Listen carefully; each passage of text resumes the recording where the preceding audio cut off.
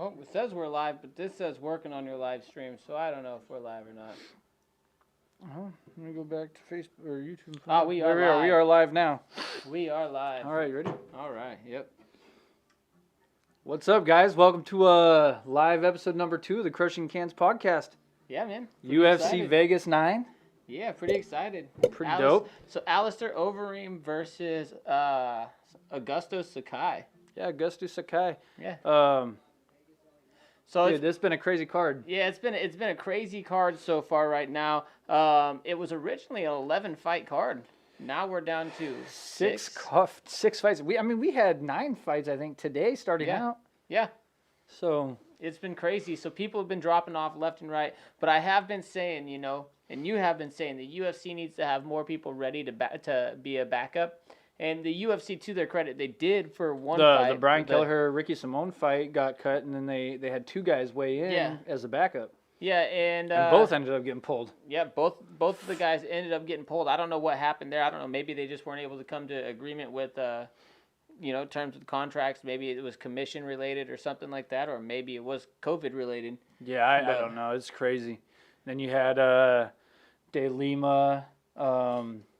Rogerio De Lima versus what fight was he fighting? Who was he fighting? Alexander Romanov. Yeah, Romanov. I was fight really got excited cut out. about that. Romanov, man, this has been a rough go for him so far because this has happened to him a few times where he's supposed to have fought, and this is, I think, his second time being pulled from a fight for coronavirus. Yeah. Then you got also Thiago Moises versus Jalen Turner got cut. Yep. Yeah. And I was excited about that fight too. All those fights were so good. Yeah. But, right now we have the Arujau versus De La Rosa fight going on. This is a pretty good fight right now. Yeah. I'm thinking that I'm going to take a loss in this one right now because I picked De La Rosa to win, and it's not looking anywhere like she's going to win right now. Yeah, she's been getting beat up for the last 2 rounds. We're 3.5 left in the fight, and it's pretty much been all Arujau. Yeah, definitely. She's been faster. She's been in and out with the striking, more accurate. And, to be honest, De La Rosa just is a step behind. She looks slower. I thought De La Rosa was going to have a little bit more of a size advantage, but she doesn't really seem to have that. No. Look at that upper body from Arujau, though. It's all muscle. Yeah. Hey, but real quick, before we get carried away, we should crack these beers. Yeah, let's talk about it for a minute here. We've got Rogue 6 Hop IPA. I picked this one out specifically for Jake, because next week we got one that's kind of specifically for me, and it's another Rogue Brewery, so we're going Rogue, Newport, Oregon, back-to-back weeks here. This one has 6.66% alcohol per volume, 6 hops, and the IBUs is 87, so it's going to be a bitter beer. It's going to be a fun beer. Not along my personal preference. I'm not a big fan of them super hoppy beers. Oh, there's that but right there. I know you like the hoppy ones, so I got this one for you. Yeah, I do tend to like some hops here. Let's crack this open. Crack them open. What do you think? Well, it doesn't smell super hoppy. A super strong hop smell, and they could be balanced. It just depends on the hops that they use too. It's definitely bitter. Whoo! That hits you right away. Well, yeah, I like that. Damn. Well, you're definitely going to like that one. Yeah. No, this is good so far. Ooh, those uppercuts were nasty. 2 minutes, that should be another win for me. Pending, De Lima does something crazy here. Yeah, so right now we're still on the undercard. Typically, we try to come to you guys with the main card. The main card is actually running behind with there only being 6 fights. You wouldn't think that they'd be running behind, but they started the undercard at 4 o'clock instead of the original 3 o'clock scheduled time. Mm-hmm. Well, I think it was actually originally scheduled for 5 o'clock, but then they changed it to 3, and then they changed it to 4. This is crazy. Or whatever, Ooh. 5 o'clock Eastern time, 2 De o'clock La Rosa our just time. landed a nice left. Yeah. Her lip looks busted. So, yeah, De La Rosa is getting pretty beat up in this fight right now. Let me go down here. I'm going to take a look at the group page because, we've only had 1 fight so far. Yeah. So, really, it's not,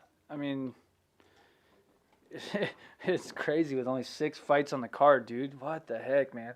I know. Well, we didn't expect it to be like this. To be honest, they should have just made it a 6-fight main card and got rid of the undercard altogether. Well, yeah, I mean, What's the point? They air them on the same place, Yeah, the same it's not place, like just it's call it, not going to pay-per-view. It's not doing anything. Yeah, just call it all one card. You're down to 6 fights. Yeah. Just make it a 6-fight main card. Yeah. This is a good fight so far, though. Yeah, it's been good. It's been fun. De La Rosa's got a lot of heart, and she's tough. Tough as nails, man. Because she's still battling. She keeps pressuring forward. There's only 30 seconds left in this fight. She's definitely going to lose the fight, I feel like. But, she's still battling. So we had about 11 people picking tonight. Out of the 11 people, everyone got the first fight right, except for 3 people. So we had about 8 people get the first fight right. And then of those 8 people, I think there was, 9 people got the first fight right. 1, 2, 3, 4, 5, 6. Yeah, so now 8 people got the first fight right. And that's and time. 7 of them picked it perfectly. It was a decision. That was the, what fight was that? The first one. What is his name? I can't think of his name. The Azure. Yeah, Azure. Yeah. So, I mean, that one went pretty much how I thought it was going to go. We're going to a scorecard real quick. They're going to go to a commercial break, and then they'll come back. We'll go to a scorecard and see who won that fight. You need to have the chat up, though. Yeah. Yeah, but Azure, that fight, the first round, I feel like was a 10-8 round. I missed the rest of the fight. Right here. Yep. And then, but, he got the takedowns in the first round, dropped him with a huge left. It was just a crazy good fight. I missed the second and third round, though, so anything could have happened. I don't know what happened in those rounds. Well, I mean, it was a fun fight. It was very similar to the first round overall, though. There was some grappling exchanges down there. Hunter Azure was able to take advantage of those, although his opponent did get some top position there a little bit. He didn't really control it very, very much, and he didn't really do a ton from there. And Azure was just able to do enough to grind out a decision throughout the rest of the fight. Yeah. He had better striking, better wrestling, and it worked out in his favor in the end. And that's our only fight right there. Most of us picked Hunter Azure to win by decision. If you look at that scorecard, I think it was something like 7 of us that picked Hunter Azure to win by decision in the group. Here's the live decision. This should be a Araujo decision. 30-27, 30-27. And 29-28. Vivian Araujo, she wins by decision. All right. So that's another perfect for me. Yeah, I picked De La Rosa in that one, so. That's back-to-back decision picks for me. I don't even know how many. So you're tied for first in the world right now. Yeah, I mean. First in the world. I don't know how many picks that I got that were my finishes, because I think, some of those fights that got canceled, I had them picked to not make it past the second round. Mm-hmm. I was really, really looking forward to the Kelleher-Ricky Simone fight. I was disappointed that one got taken down. That one would have been fight of the night. Yeah, that would have been a very fun sure. night. That would have been a very fun fight. I think ultimately Ricky would have won that fight. Brian Keller. I think Ricky would have won too. Yeah, Brian Keller would have been fun to fight. It would have been a fun fight to watch overall as a fan. But yeah, he makes it fun. 11 losses, and Ricky keeps coming. To be honest, I even picked Brian to lose in his first replacement fight. Oh, I didn't pick him to lose in that I know. one. I saw your video. But, yeah. I'm not like super impressed with Kelleher, but I love like his attitude and the fact that he just likes to make his fights fun. Yeah. They call him Boom for a reason. Oh, what? But look at this, 78 significant strikes to 76. Wow. 12 leg kicks to 17. Head striking accuracy for Vivian was 44%, and Montana De La Rosa was 26%. You should go on to Facebook and tell everybody that we're live streaming. Yeah, I told him. I'll get him on there. That's a good idea. I'm gonna get on here. Let me get the link though. You can even go live and yell at them live and say, "Hey, we're sitting here going live over here on YouTube. You're in the wrong one." We are live. I'm excited to move into the next fight, though. I'm excited to move into the main card, though. I know. Four fights, though. Only it's going to be a really fast night. It's kind of weird. Kind of nice. Gives me a little bit more time to work on some homework, though, so I can get home and start writing my paper that's due on Monday. Yeah, I ain't doing nothing like that, so. Yeah, man. You don't even have to edit this episode now. That's kind of the nice thing about going live. You only got to edit those Pick'em episodes. Well, there's other stuff I got to do. But, yeah. Oh, man, I'm so excited. I'm trying to get back onto. Boom, there. That's what I need. I need that to stay open. Come hang out with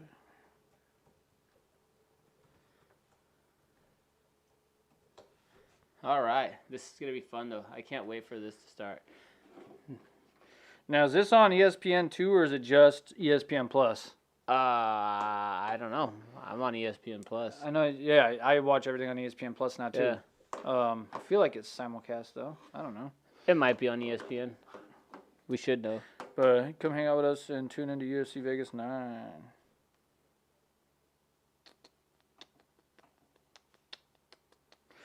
Boom. Yeah. All right. Go live on there telling them that. Yeah, right. We are live. Go live on our phone here, too. Be like, hey, guys. Just put that here. We're going to have to use phone audio for that one, though. Yeah, we'll plug that into it. Yeah. We'll be good to go. It's kind of shitty that OBS is making Facebook a prime feature now. It used to not be Streamlabs OBS. It used to not be a prime feature. I'm wondering if they did that because recently Facebook bought out one of those streaming platforms. Yeah, I don't know. I forgot what the stream platform was. It was the one that kind of like a lot of people were leaving Twitch for. They're showing Augusto Sakai. They're talking about his time from the Contender Series. Yeah, so he's been doing kickboxing since he was 14 years old. I don't know. I still think that Overeem has much better hands than him. Oh, absolutely. His hands are slow. And feet, honestly. Way better feet. But Sakai's hands, they seem slow when he throws. But there's just so much power in them. Well, and that's the problem right there is Overeem, he's old. He's been knocked out 14 times. Mm-hmm. So I think we're going to see Overeem use a lot of kicks, though, when it gets to it. I think he's going to take him down.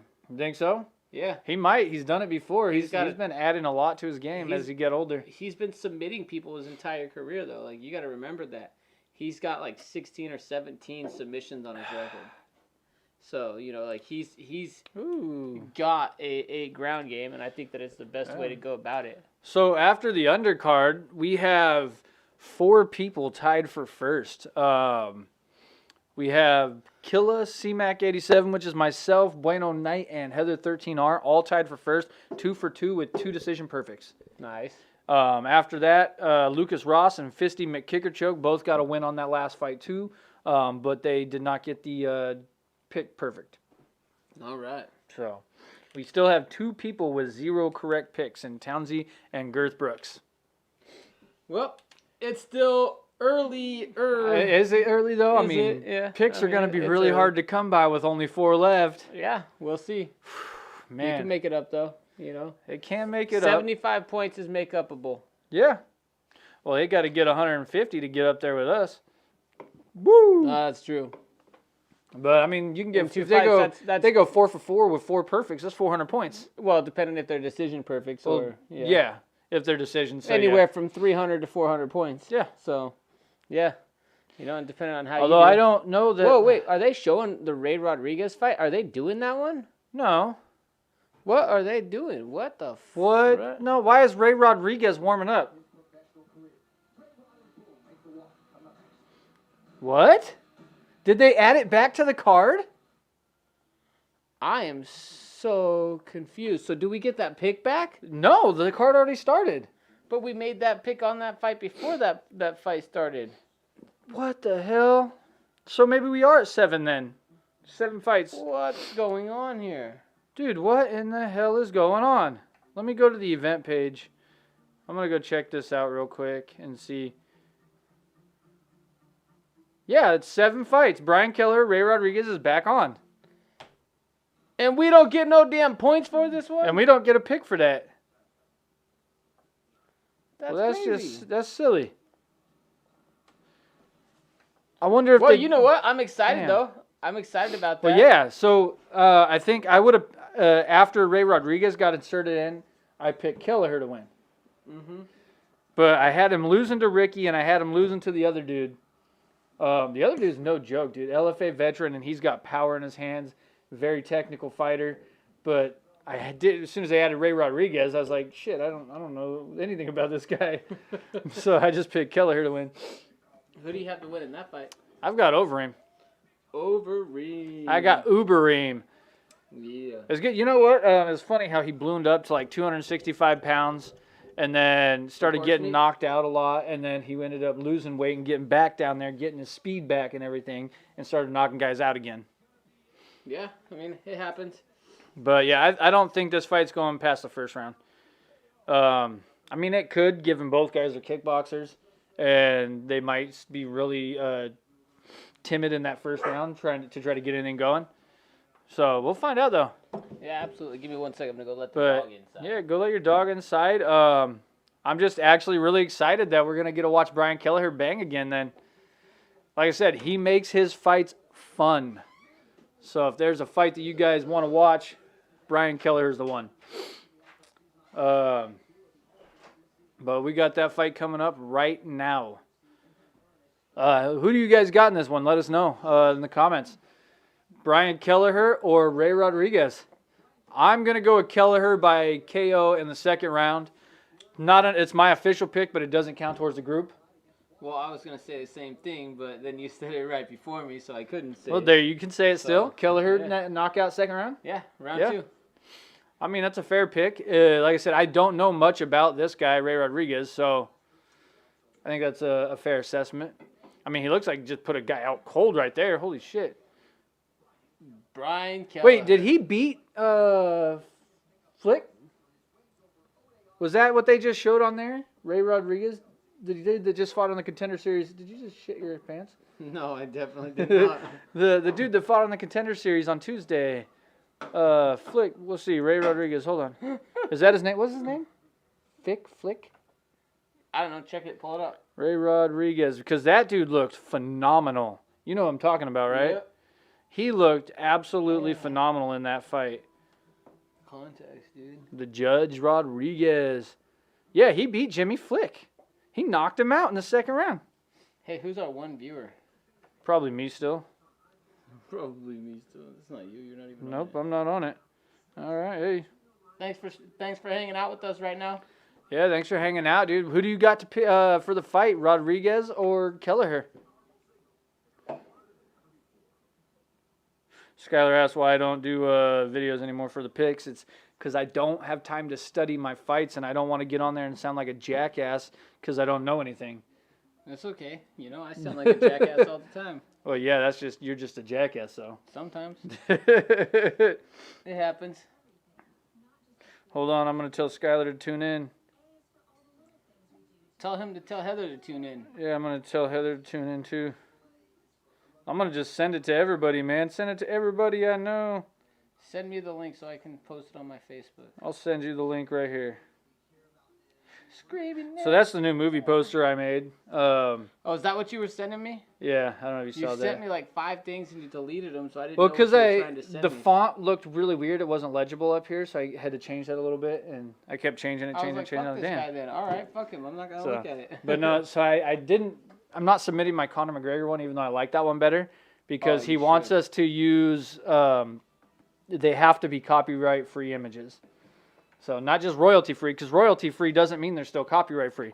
So the difference between copyright and royalty, is royalty-free means, okay, you pay once up front and then you own that image. You can do whatever you want with it. What about fair use? Fair use is fair use. That's completely separate, and you can use those anytime you want. You're manipulating it. You're changing it. You're creating a work of parody. Creative Commons. There's nothing that would make that not fair use. That poster. There is, though, in terms of licensing. Because it's some of the images are licensed by I forgot who the hell the company was that licensed them, but one of the companies that takes the pictures, they license their images, and you're not allowed to use them unless you pay like $400 or $500 to use them. It's fucking stupid. So I'm just like, yeah, I'm not gonna submit that one. Yeah. But so I mean, I'm not a big fan of this beer. I like it. Like it's getting the taste is worse as it goes. I figured it would be better as it goes. You get a little bit more buzz going on, but it's weird. In a bold collaboration with Mother Nature, we grow our own varieties of aroma hops at Rogue Farms in Independence, Oregon. So yeah, they grow their hops in Independence, but their brewery is located in Newport. Well, a lot of brewers do that though. They source For their the hops land. From well, they source their hops from all over the See, place. separate, sort, kiln, cool. Brewmaster John Meyer meticulously selected and blended 6 varieties of hops to create the big, beautiful bite of our 6 Hop IPA. Yeah, what he said. I don't know That's what pretty good. some of this stuff means. 15.5 degrees Plato. Either way. You're liking it though? Yeah, I do like it. Good. I'm trying to tag some people in here. Tag them all. Let's go. But, all right. I'm excited they added this. So, he's 5'6", 146, 34 years old. Ray Rodriguez, 32 years old, 5'7", 145. Wow. He has a 71-inch reach versus a 66-inch reach. Dude, he's got a 5-inch reach advantage and a 1-inch height advantage. Yeah, we'll see what happens here. He looks I mean. mean, he just fought not too long ago, though, didn't he? I don't know. No, that was the other guy. No, that was Ray another guy. Rodriguez, his last fight was on November 8th, 2019, almost a year Ray ago. Rodriguez, it wasn't him. There was another guy who just fought LFA. But I'm curious. Yeah, the couple last weeks guy. ago. Yeah. I'm curious to see what he does though. He has knockout power. We saw it in those videos where he put dudes out cold, not TKO. He went out cold. But Yeah. Kelleher's tough, man. He's tough and he's a banger. 21-11. He's a 310 favorite. I mean, I guess I could see that, a minus 310 favorite. Mostly because he obviously has been in the UFC, had a full training camp. This guy got inserted literally today. Yeah, very So- last minute. But he did come in and weigh in. He did weigh in yesterday. So he did have the anticipation of potentially stepping in for a fight. So, Yeah. you know, he had maybe as much time as the other dude or less. All right, they touch him. We are in the center. He's got good kicks already. Turn your volume down. Oh, you can't. I thought I turned that off. Nope. We're going to get that real quick. You could try to get that real quick. That's your mom, Is that mom? probably. Yeah.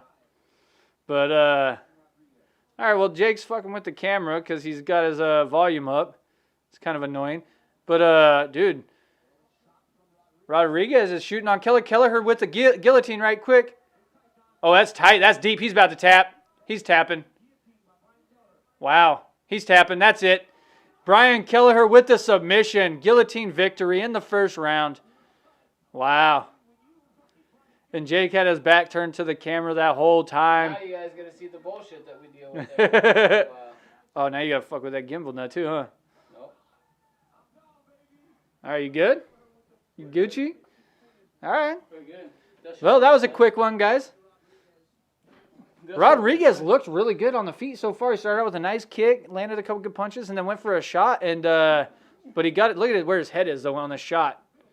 And Kelleher just grabbed that neck and Nice. He took had it down. Arm in too on that. Yeah. He had an arm in too. Looked like. Yep. And look how tight this is though. Boom. Look at that. Yep. He had the arm. Look in at that too. neck. It's even harder when you have that arm in. That's impressive. Makes it more impressive when you can finish him like that. Yeah. Well, be happy you got the win, Kelleher. Be happy. I mean, it was quick. I really wish we could have seen a little bit more because usually we get to see his fights fun, like banging. Maybe that was his plan against Ricky. He knows Ricky likes to double leg like For that takedown. Yeah, well, Ricky likes to double in general. Ricky doesn't have a long neck like that, though. No. It would have been a lot harder to get him in that guillotine. I mean, maybe. Maybe, you know, with the way that he shoots so hard on that double, though. Yeah. You know, if that was the game plan, it worked right out perfect for him right there. It is possible he was working on that the whole time, knowing he had a wrestler coming against him. Mm-hmm. If I was Rodriguez, though, I don't really know why he would have shot on that. He looked like he might have had the advantage on the feet because he had Kelleher backed up against the cage. Oh, well. Hey, Mom, what's up? Hopefully you're staying safe on that train ride from hell. I'm jealous, actually, dude. I want to do a cross-country train ride. Yeah, well, they keep getting stopped, and now they're posted up in Chicago because it's not that of bad. delays and stuff. So I like Chicago. yeah, That train, we took the train from Kenosha to Chicago. Yeah. Yeah, it was fun. It wasn't bad. Yeah. You were in there destroying buildings when you were in Kenosha? Yeah. Yeah. Yeah. We just outed Antifa on TV. Fuck the police. Yeah, right. No, just kidding. I hate Antifa. Dude, you see, there's YouTube videos. Some dude posted, found like a tent city for like all these like people that are doing all the rioting and stuff. Yeah. It's crazy. Brian Kelleher. I'm not into that stuff. Yeah, I don't know. Brian BK. But so I mean that's another win for me.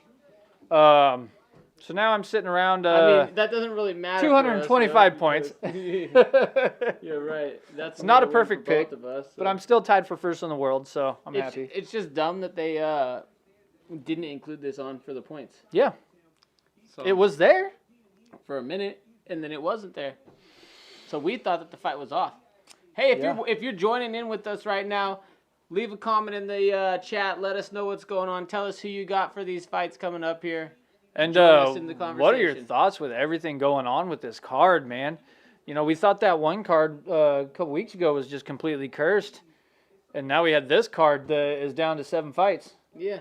Well, it's crazy. Well, thankfully, it is 7 fights and not 6 fights. Yeah, I mean, yeah, Tapology only has the 6 listed, or for the picks, but on the actual event page they have the 7. So. Yeah. You know what though? I'm just happy we got some fights here. But all right, so we got is that Muniz versus Fabinski coming up right now? Yeah. Who you got in this one? So I've got Muniz by decision in this Ooh, one. I got Muniz too. I think you picked him by submission. Though, didn't you? I Yep. watched your video Yep. this morning. I had 5 submissions picked for this card. Dude, you know what's funny though is that probably wouldn't have happened, especially after last week when you had 4 straight submission victories to open the card. That was wild. I had some perfects. Yeah, couple of them. It was good.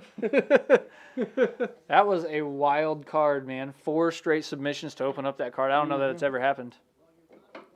Well, I'm just getting a little bit tired of them dropping these numbers down because of COVID, you know. Yeah. And then Well, when you have other people calling saying, okay, when this continues to be an issue, you know, it's time to dial back the number of fights. I don't know that that's necessary. Or no, that's not what they were saying. Because the other main event got pulled off for the next fight card. And Angela They Hill, bumped the girls. Yeah, and they're like, when Angela Hill and Michelle Watterson have to be the main event, it's time to back off from putting on some fights. Yeah. I don't think so. I'm not necessarily sure I cards have like been that great. as a main event for that fight card, No. but it's really not a bad fight card overall.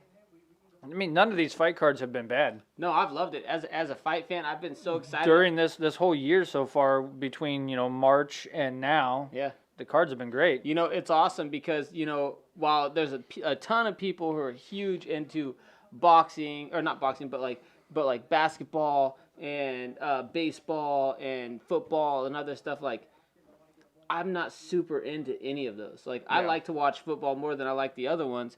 And, I definitely compete in fantasy A week football away and from stuff football, like that. baby. I know, right? But, like, to be an MMA fan and finally get to be able to be like, every weekend I can watch some MMA fights. I can watch some new fights. It's cool because I've waited for a long time for it to actually be like that. Yeah. And it's one of those things, boxing's starting to come back now, too. Bellator's making their promotions. They're coming back with some stuff, too. It's been great overall. I'm glad to see everybody starting to get in there. Yeah. The only thing I don't like is, with this card right here, we've got people being the same day getting pulled for a positive test. My issue is they're supposed to be quarantined pre-fight, right? They've passed every test all the way up until now, and then all of a sudden they somehow are positive. Well, how are they making it work with these last-minute replacement guys? Yeah.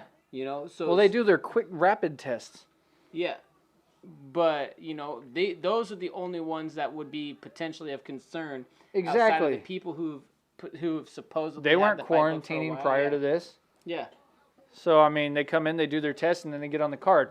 I'm just really curious how these people that are quarantining come in and then are all of a sudden testing positive after testing negative all week. Yeah. And then, there's been so many false positives with this crap. Well, the and NFL had it's the crazy. full 77. We talked about that last week. We're talking about it again right now, because this continues to be relevant. an issue. Yeah. And with the whole CDC coming out saying that only 6% of their COVID deaths are from COVID alone. Yeah.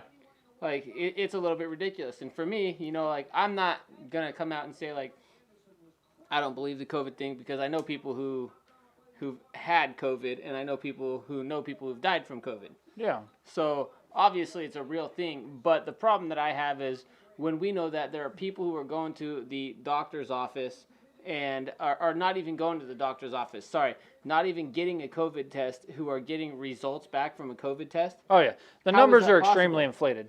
You know, how is it possible that you're getting results back from a COVID test saying that you have the coronavirus when you never took the test? Yeah, the numbers are inflated, and it's highly politicized, and that's like the biggest problem. And why is it that, you know, you could potentially die in a car accident and they're going to say that it's COVID related?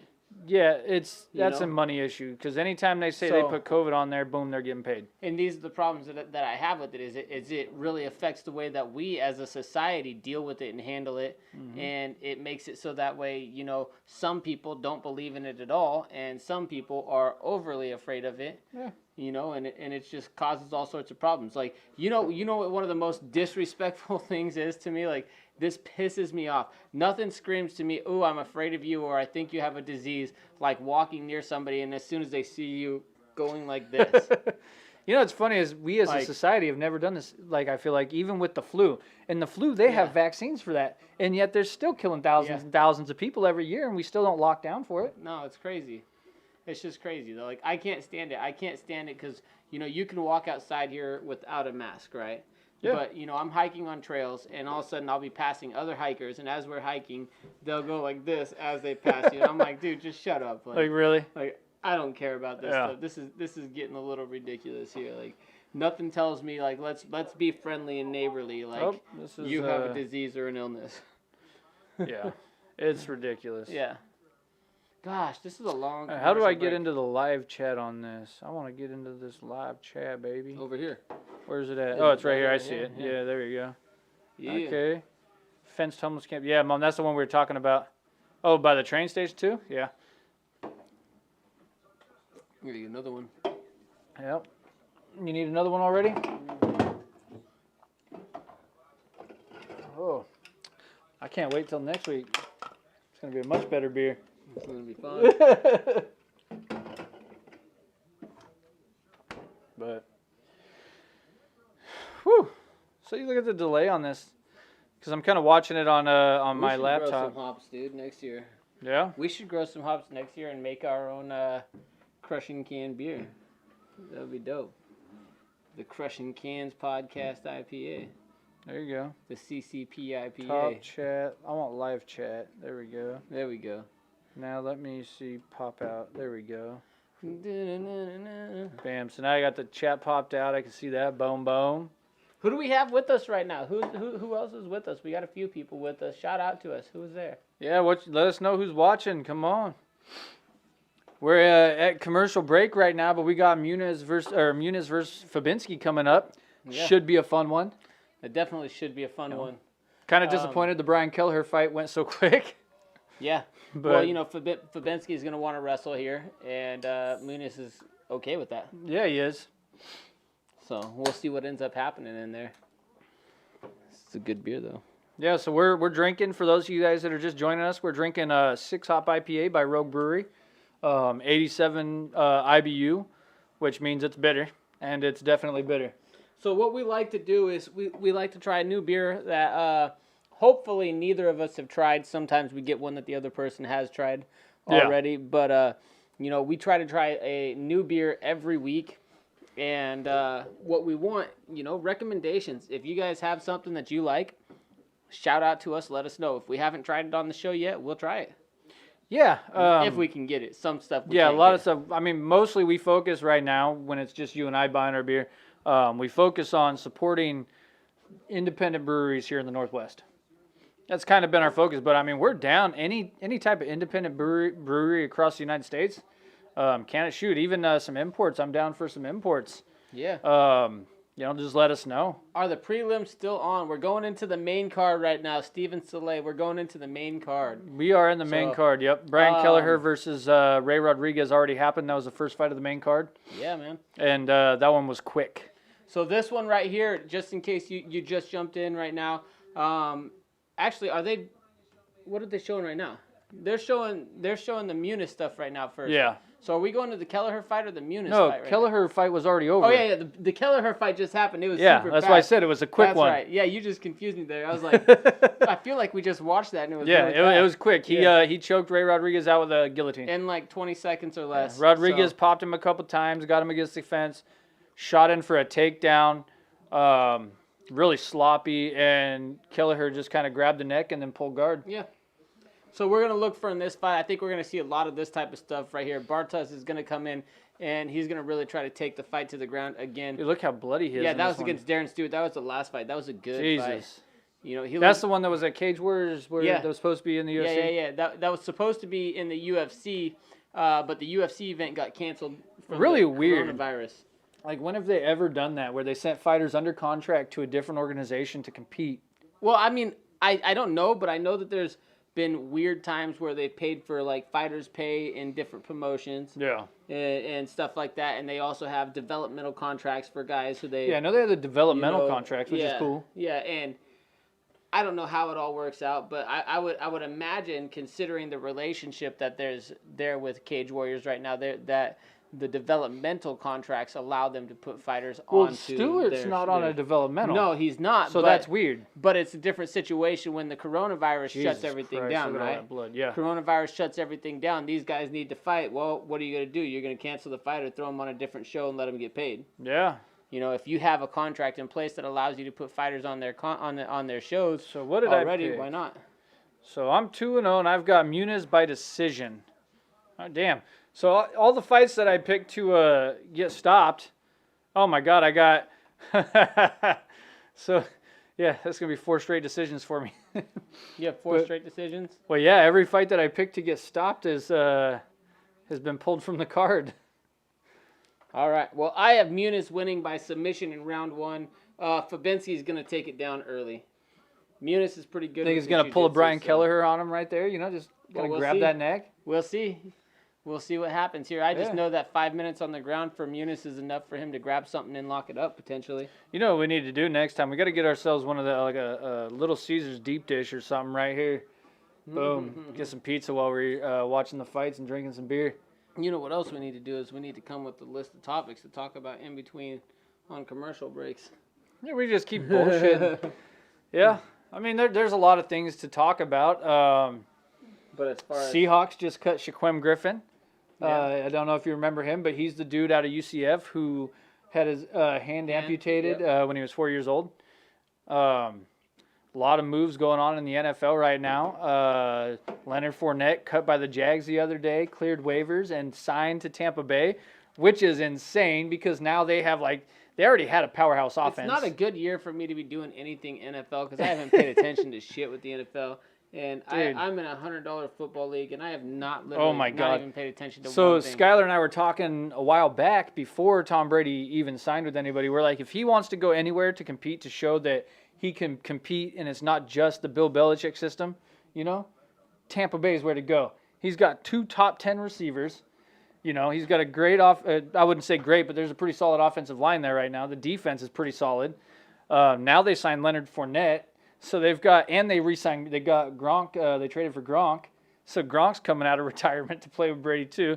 Like, Tampa Bay's offense is on paper is just completely insane. It's going to be putting up some points. That's what's up. Well, we'll see what happens here. Yeah. Oh, man. Commercials. They feel extra long when you're live. It is. Did you guys do your draft yet? Mm-hmm. So what does your team look like? Do you have that up? Pull that up over there real quick. To be honest, I couldn't tell you. You don't know who you drafted? No, I told you I didn't study shit. So I'm pretty excited about my team, though. I didn't study shit, right? So I didn't study shit. I jumped into the draft like a half an hour late. Yeah. And I don't know if it was a half an hour late, but I had already had a couple of people on my team. Oh, so you showed up a little late. Well, I planned on showing up on time, but I got carried away trying to edit my Pick'em show to get that out. Right. And yeah. So for me, I mean, I drafted with my first pick, I had Ezekiel Elliott. Then I had Odell Beckham and Russell Wilson were like my first 3 picks. I think, and Travis Kelce in my 4th pick. But my team, dude, I feel really confident in my team this year. It's a PPR league. I think it's called Super stacked. I think it's just called Jake's Great Team. It's either Jake's Amazing Team or Jake's Great Team. Oh, because you didn't even. Did you guys change the where you guys do the league this year? Yeah. Or is it still Yahoo, or did you go to ESPN? No, it's still on Yahoo. We changed the name of it though to the Boozer Bowl. Oh, okay. Because So, I saw that yeah. Caden had deleted the league. I got an email notification about that. I'm like, I'm not playing, so I don't even care. No, we changed it to the Boozer Bowl, and we actually In honor of Kyle Boozer? Yeah, we actually got a badass trophy for it too. Nice. I'll post a picture. Are you guys of going to it. buy a new one, or is it going to be passed around every No, it's year? gonna be passed around. I'll show you That's a picture good of stuff. it here in a second. Rest in peace, Kyle Boozer. So, yeah, I'm pretty excited about it. Yeah, that's a good deal, man. Are you guys going to do like a ring too for everybody to keep? I kind of wanted to start a league up where we had We're like not gonna do a ring. a belt that passes around, and then everybody, like the winner, actually gets a ring to keep forever or something like that. Yeah, we're not gonna do a ring. These guys get money, you know. Yeah. So it's the winners 12 get of money. us, the top 3. So those would be the same person who'd get a ring, right? Yeah. My league's doing a little. No, just the winner, like the overall winner. That's what Something I'm as a saying. keeper, That's what I'm saying. but- So they're getting money already. So who cares? Yeah, if they're they getting get a money, but I ring? mean, If they want a ring, they can buy it themselves. it'd be something cool. Caden Ahumada bought himself a ring. There you go. So what I'm thinking is like, because the way we did it in one of my leagues is we only paid $400 to first, $200 to second, and nothing to third. But we do $65 each, and then the $15 extra from that doesn't go to the prize pool from each entrance went to buy a belt. I'd like to do something where you do that every year, just keep it at 65, and just buy a brand new belt every year. Something like that. Yeah, I mean that would be pretty Think cool. about it. I'd stack my wall with all my victories. The only thing I told them, oh fuck, Muniz hit Fabinski on the way in there. They just Fabinski hit him too. But Fabinski's in on that shot. You said he's going to go for it early. Go right for it early. This is what he does. He likes to come straight forward and get a takedown and beat you up on the ground. He's not really looking to submit you. He's going to really try to ground and pound you and control you there. So he's either going to win by most likely a ground and pound or by a decision here. But I think that Muniz has the ability to submit him here. Let's see if he can get it done. So I think Muniz just needs to just go right to that jiu-jitsu game and not worry about stopping that takedown because it's going to come the whole 15 minutes if he tries to stop. Keep striking, keep doing something here. Stay busy because, yeah, he's not going to do the pressure that from Fabinski is just phenomenal right now. See if he gets this down. So me and Skylar had talked Jake, about this. oh, yeah. Oh, you got Christian McCaffrey? Okay, good stuff, good stuff. Who does me? Steven. Oh, I was going to say I do? Yeah. See? Dude, CMC is a phenomenal running back. You know, the funny thing is I remember when he went pro, there's so many there's people our trophy talking right about that.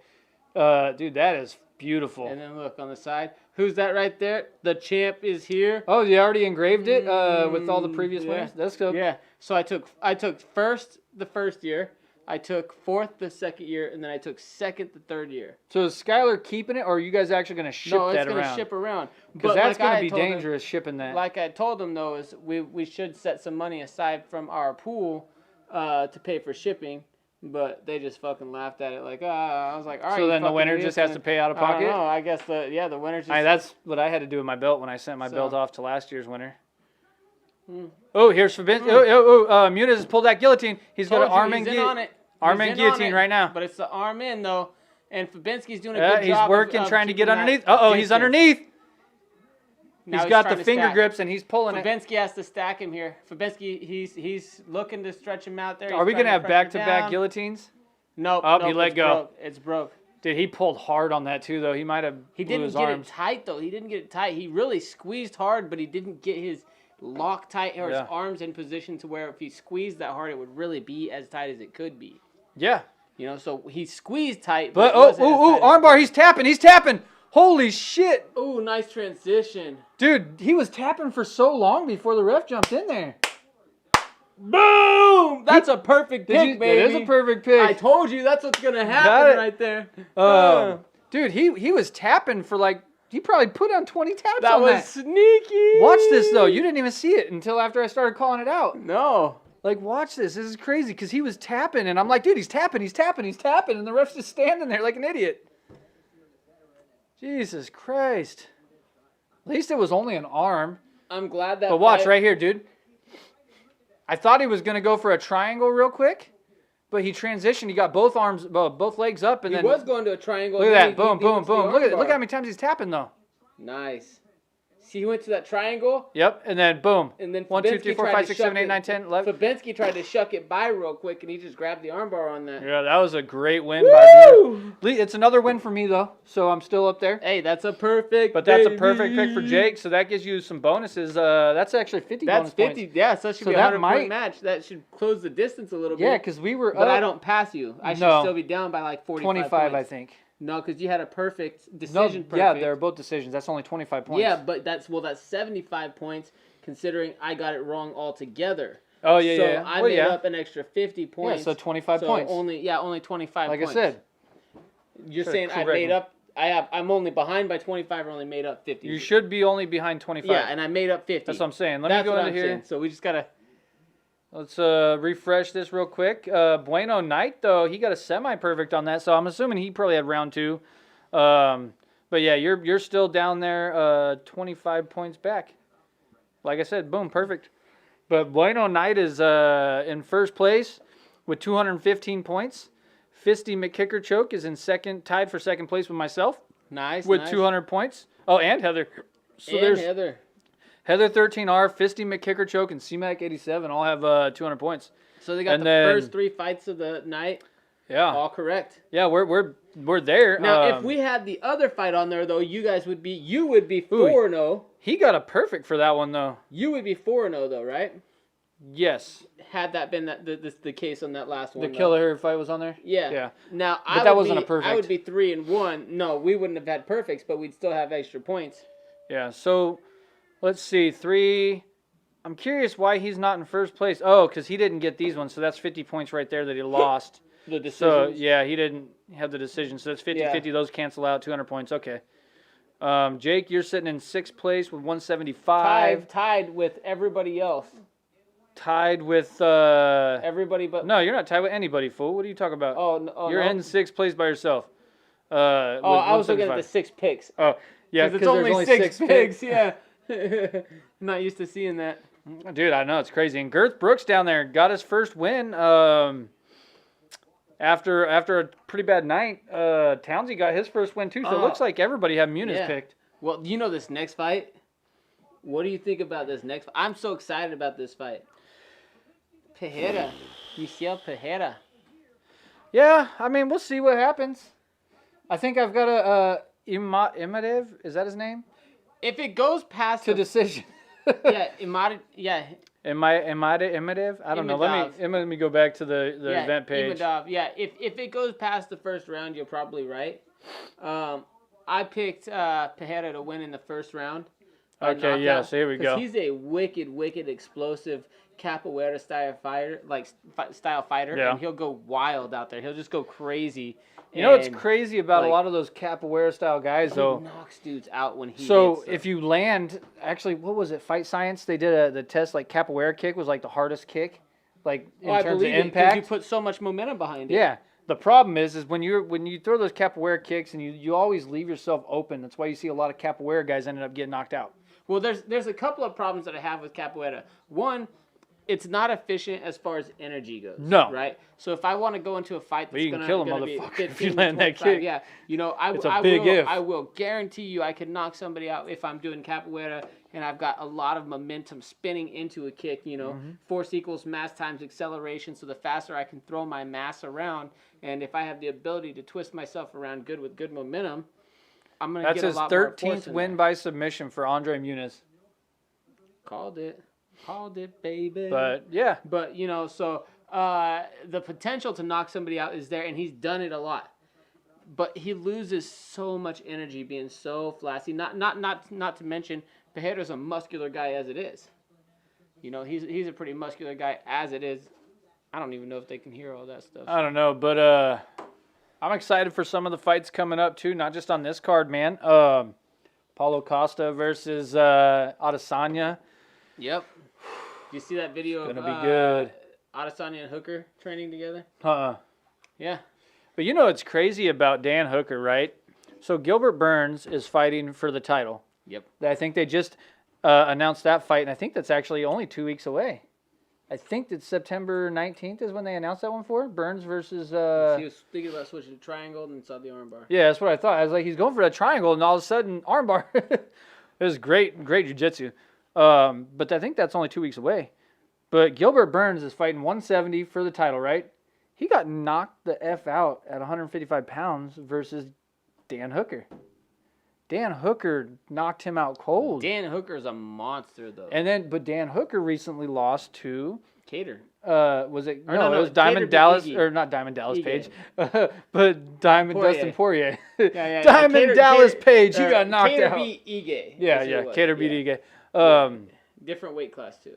But, I mean, so it's crazy to think, like, where Gilbert Burns is now from where he was at 155 pounds. Now he's 170 fighting for the title versus Kamaru Usman. Well, I talk a lot about moving up in weight. You know, there's a lot to it. I think that there's a plenty enough of anecdotal evidence. You can look at all the champs, literally all of them.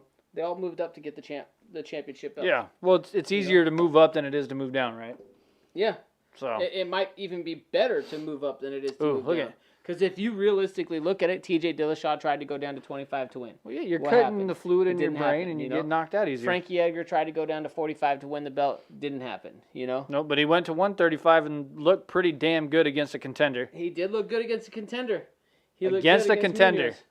Yeah. I mean, it was he won the split decision, which obviously I said that it was going to be a split decision. I felt that Munoz had won. Yeah. But you can't argue it. It was that close of a fight. Mm-hmm. And I seen some people saying, "Oh, Frankie clearly won that fight and clearly did this, and Munoz clearly did this." Clearly and won I'm like, that nah, fight at nobody all, really you know? clearly won. It was so close. And it was like I was saying, like I couldn't complain no matter how the fight card or like how that fight was called. Yeah. You know, no matter how they called any round except for one round, which was a clear Frankie Edgar round. I think there was only 2 rounds that all 3 judges agreed on. It was round 2 was Edgar and round 4 was Munoz. All the other rounds, you had 2 judges going different ways every time. And even then, round 4 was still a questionable round. It was close, but know, I mean, I do think that was Munoz's best round. It was Munoz's best round. I would agree, but you know, it wasn't anything like the round that Edgar won. No. So I mean, I don't know. We'll see. That round was definitely Edgar. The round 2, you could say, okay, this is clearly an Edgar round.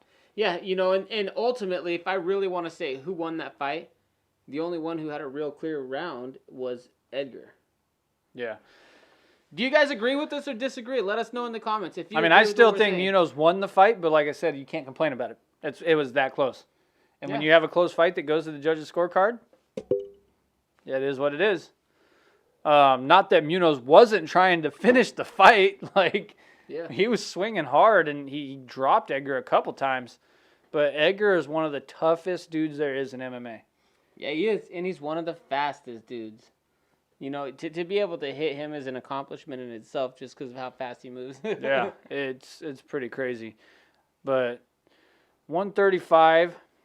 Did you guys watch our video that we put together for Sean O'Malley when he got knocked out by a toe? We'll get that link up there. Dude, post that in the comments right now. That was funny, man. People talking shit in the comments about it because, Chael came out and was like, how can you hate on Sean O'Malley? He's just trying to rewrite history.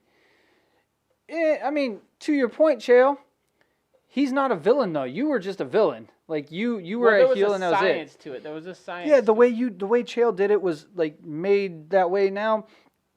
God damn it, Sean comes out, says, I don't care. And then all of a sudden, he's still 2 weeks later posting about it, so clearly he cares, right? Well, yeah, and it's not so much as that. It's the fact that he's taken away from Chito Vera as it is. Yeah. You know, Chito Vera, as a fan... He's like, he's not good. I would have knocked him out if that didn't happen. Well, I was about to beat his ass.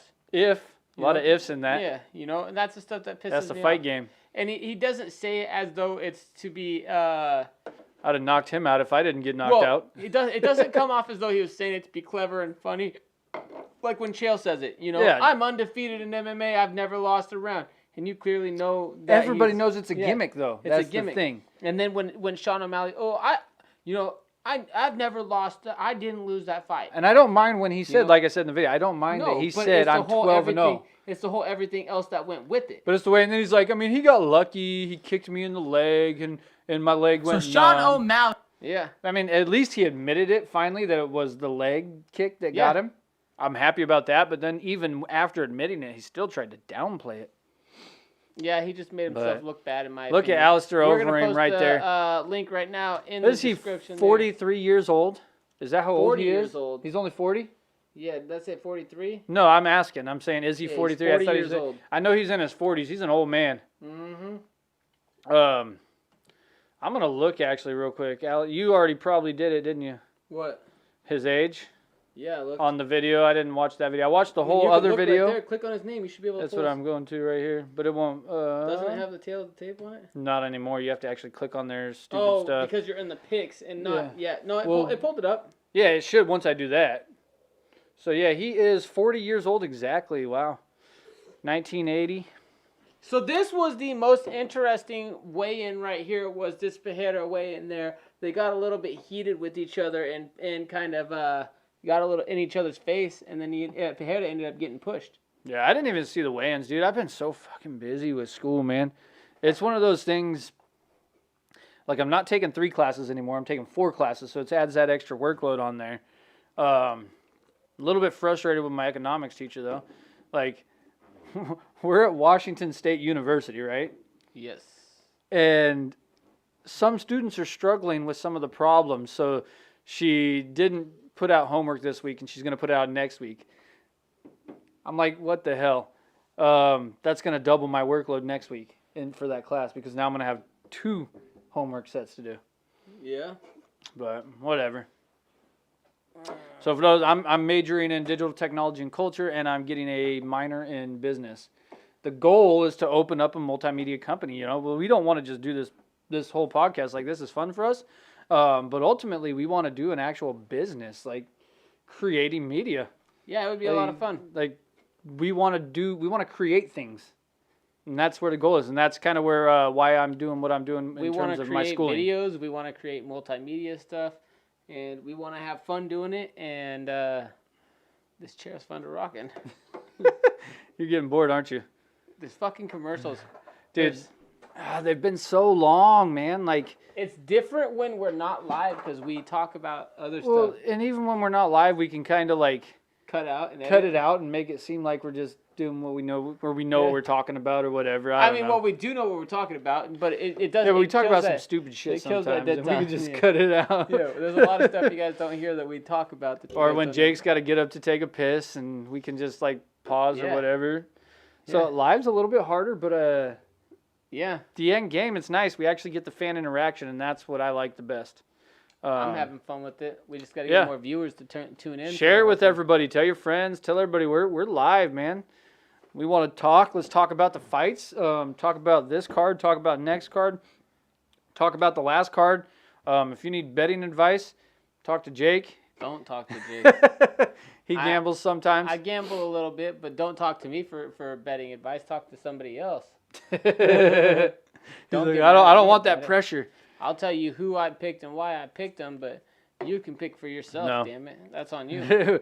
Right? I think that what's funny is when it comes to gambling, you get a lot of people that come on YouTube and they watch a lot of the pick'em videos for that specific reason, and it's like, dude, you know what? If I'm investing money into something, I'm gonna do my own research. Well, they are doing their own research. Kind of, but not really. They're just kind of seeing how many people are picking this guy and how many people are picking that guy and why. Well, the problem with the way that they're doing the research is the same way that John Hammond did it in Jurassic Park.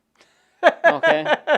A Jurassic Park reference, all right. Yes, a Jurassic Park reference. The problem with the knowledge that you have now is you didn't do anything to acquire it for yourself. Somebody else got it for you. You took it from them and went to the next step. That's the problem with the knowledge that you got. You didn't actually earn it for yourself. Makes sense. Yeah. Yeah. I mean, therefore you don't respect it. Therefore you don't fear it. Therefore you have. So how are you going to make an actual educated bet? Well, how are you going to actually care? It's similar to, say, technology. There's a person who comes out and builds something because they're passionate about it. Hey, Panda's in the house. What's up, Panda? And then, somebody builds something because they're passionate about it, and then all of a sudden somebody else is like, that's a good idea. I want to jump on that idea, and I'm going to try to push it to the next level. Yeah. While you may have pushed it to the next level, did you have the responsibility of whether or not you should actually do it in the first place? Or did you just say, oh, technology allows us to get to this point, let's push it further? Dude, you know what? That was the whole point. The whole thing with technology, though, that's like one of the infinite emphasis of my degree right now, is technology and culture. Like, that's the program I'm doing, is like how technology impacts society throughout history and today. Like, it's pretty crazy, man. The coolest thing about think about it. The coolest thing about technology and innovation to me is chaos. Chaos always breeds technology and innovation. Every time there's been a big problem, innovation has taken over, technology has happened, so chaos breeds innovation. All right, here we go, though. We got Michael Pereira versus Zalim Imadev. And this is going to be a good one. Zalim is good. He's 0-2 in the UFC, but he's good. He's good. He's a real good striker. He's just had a rough go of it in the UFC so far. Mm-hmm. But, Panda, you're sitting tied in second place with me and Fisty McKickerchoke. But you don't count because you didn't join us from the beginning of the stream. So my favorite name in our entire group is Fisty McKickerchoke. So, Steven Soleil, if you're not in the group, join it, dude. I'll actually post the link for you here real quick in the chat, just so you guys can get in. You won't be able to get in on this card because they lock once the card starts, but yo, he had cupping done all over. You guys can do body. this. He has arms. It's kind of weird up there on the shoulder, the bicep. It works. See what I'm saying, Capoeira guy? This is the problem with it. He's breakdancing. You lose energy doing that stuff. You can't. You know what would have been funny is if you pinched a nerve or something doing that shit right before the fight starts. Oh, threw my back out. I can't fight, guys. I tap out. I quit. When you're doing too much. Now, I have him picked to win in the first round by knockout. Yeah.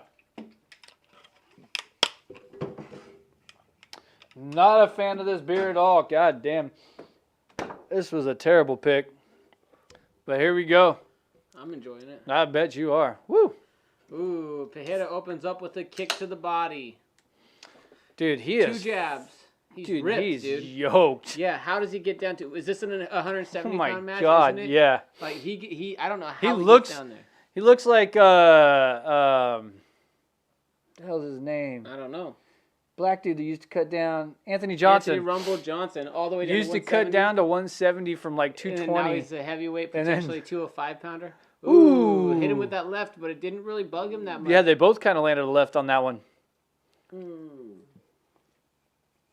Come on. Pereira must have learned some things. He's being a little bit more efficient with his energy. He's not going as wild right now. He doesn't seem to be just looking for that kill. That one caught Imadev's attention because he stuck his tongue out after that. On that one, he didn't. It was just a good 1-2, and he landed really hard with that too. Caught him right at the end of it too. Yep. But Imadev's got to be careful pressuring right now because Pereira is very, very sneaky with the different random attacks that he throws out there. And he is fast for a dude that size. Super fast, right there, threatening. Yeah, be careful. You're gonna get Andre Arlovsky. Exactly the problem with pressuring him, like I'm talking about right there. Dude, he seems to see things before they're coming. He ducked under that punch before it was even thrown. Well, he's a fantastic capoeira style fighter, man. He moves well. He moves so well, but the problem is, it's not efficient. But this time he's taken away a lot of the unnecessary movements.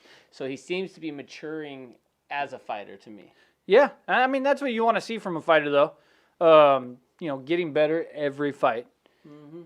If a fighter's fighting 10, 20 times and they're not getting any better, you're going to, you can predict the results from that. And it's hard to say what is getting better, What is getting better doesn't necessarily mean like changing your style. It means, more so correcting the mistakes. Yeah. Like right now, he hasn't changed much of his style except for the fact that he's not doing a lot of unnecessary movements and he's not coming so hard to get the finish right away. Or even if it's something simple as just raising your fight IQ. Yeah. To know proper circling, know the distance when you're against the cage. Look at that knee. And he's tagged him again because he's sticking his tongue out every time, so you know he's getting hit. But what do we got, a 170-pound Showtime? Showtime went to 172. Shit. He knocked out Stephen Thompson after Stephen Thompson was beating that ass. That was wild. Come on. But this guy, I had Tejeda picked by round 1 knockout. Again. With that straight right. Straight right. Yeah, this might be my first loss. That's the Showtime kick. He told you he jumps off the cage sometimes. Wow. Talked about it in my video. He goes wild, man. He's a wild now he's getting cocky, though. This is the stuff I don't like to see. See, look how slow, though. He sees it coming before it's thrown. It's like his vision, his fight IQ is actually really high. His reaction time is phenomenal at this point right now. I wonder if he's enhanced. Well, at this point... We might find out after the fight. There was 4 fighters that were just recently suspended. 3 of them, though, for marijuana. Well, 3 of them were for marijuana. 1 of them was for amphetamines. So yeah. I'm likely to believe that it was something to do with the weight cut stuff that he was taking. I was like, on my mind immediately. He tested positive for amphetamines. He should be banned. But then I'm like, oh, he just dropped him. Yes, dropped him with the straight right. Wow. But in my mind, I'm like, that's just stupid. You're not in favor of. Ooh, that was that body kick hurt him. That was right on the liver. You're not in favor of drug laws anyway, so why would you be upset if a fighter tests for positive for a drug? Yeah. Like, that's just dumb. So I don't know. I mean, if it's being used to help weight cut, that's. Is it helping with your weight cut or your cardio or whatever? If it's being used to gain a competitive advantage, and to get a good weight cut, that's a competitive advantage. But they let guys use pre-workouts, and they let them use post-workouts, and they let them take creatine, they let them take proteins and all this other stuff. It's like they allow them to take some things for. I like that Tejeda is not some things. Just like going for the kill. Like he's landing his punches and his kicks. It's a more matured version of it. And he's not just going see off the cage again. Balls to the wall trying to finish it right here and blowing his wad. What's crazy to me is how well he is aware of what's going on That's behind him. That's why I said his fight IQ seems to be like he knows high. when he's close to that cage. Now he's dancing in the middle of the I don't my like god. That stuff. That's I so hope he gets knocked out right now just because of this. So no, not me because I haven't picked. I know you do, but I've got Amadev.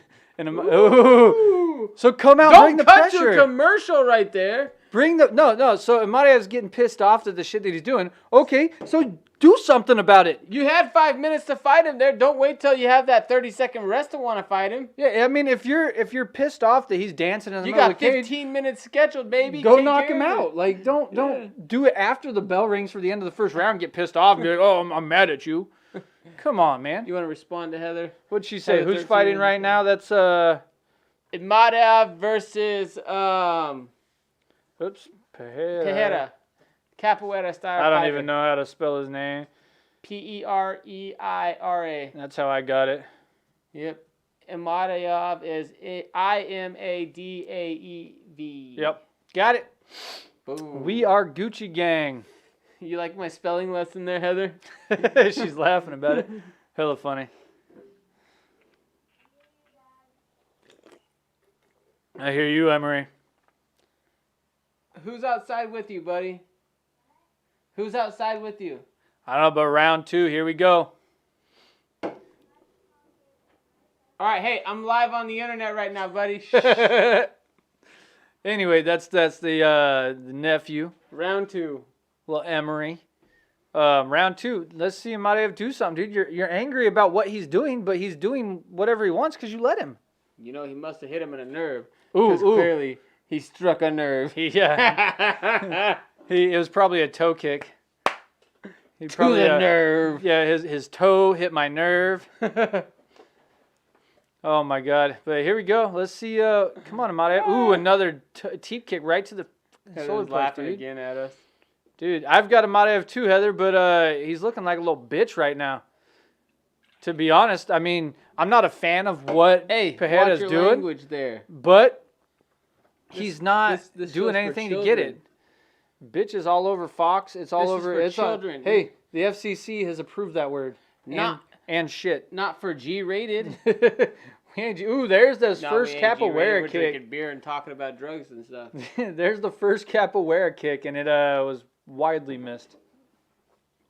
He's got some wicked knockouts though, and I'm liking the way that he's way more patient. Really, really liking it because for his style, he needs to be because he's so explosive with everything that he throws. The patience is good. I mean, he's a minute and a half down in this round. He's winning it again. And it's much different than his past experiences in the UFC. And he looks so much bigger than Amadiev too, though. Oh, he's huge. Crazy. He's a monster.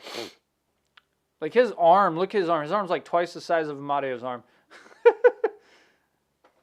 This is nuts. But come on, I want to see him do something. You're mad about it? Show me. Come on, mix it up. Ooh. Imadiev's doing nothing but trying to stand there in front of him. Yeah.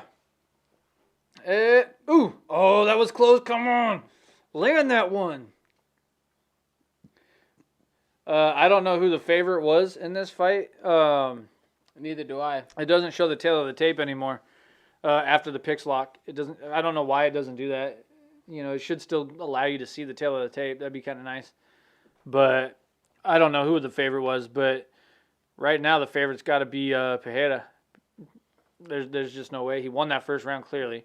I mean, even if he wasn't the favorite right now, you'd have to look at it on paper. He's up 1.5 rounds to none. Yeah, I mean, if Vegas did the odds to win the fight right now, you know, which you see it sometimes, they put those odds out. At this point, you could still steal a round with significant damage.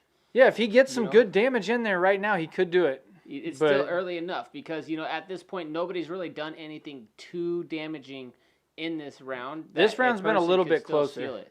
Yeah, well, I mean, it's been closer, but it's still clearly a Pereira round in my opinion.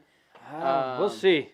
I mean, I definitely think it is. He's thrown a lot of stuff that's missed right now, at this point, you know, he needed to change it up. Good knee. Year. But he doesn't want to give that space up against that cage there. When you pressure against the cage, you really have to be careful. There's a good uppercut to the body from Amadiev, though, on that break. Good punch on that break. Ooh, look at how Pereira's not even moving fast away from those. He's like moving before they're thrown. He's just looking and kind of sliding. And Amadiev's got it. Ooh, there was a huge right, and Amadiev ate it.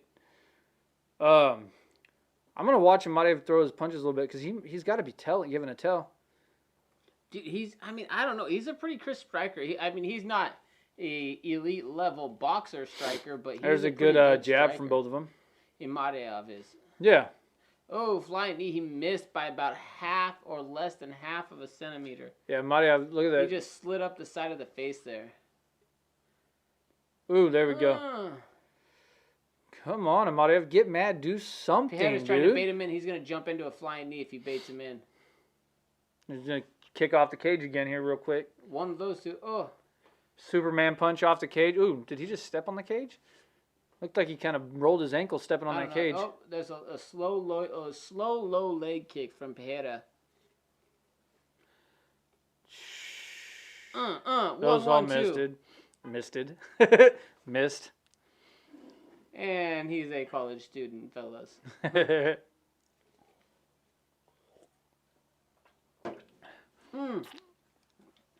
Another useless flying knee at that point.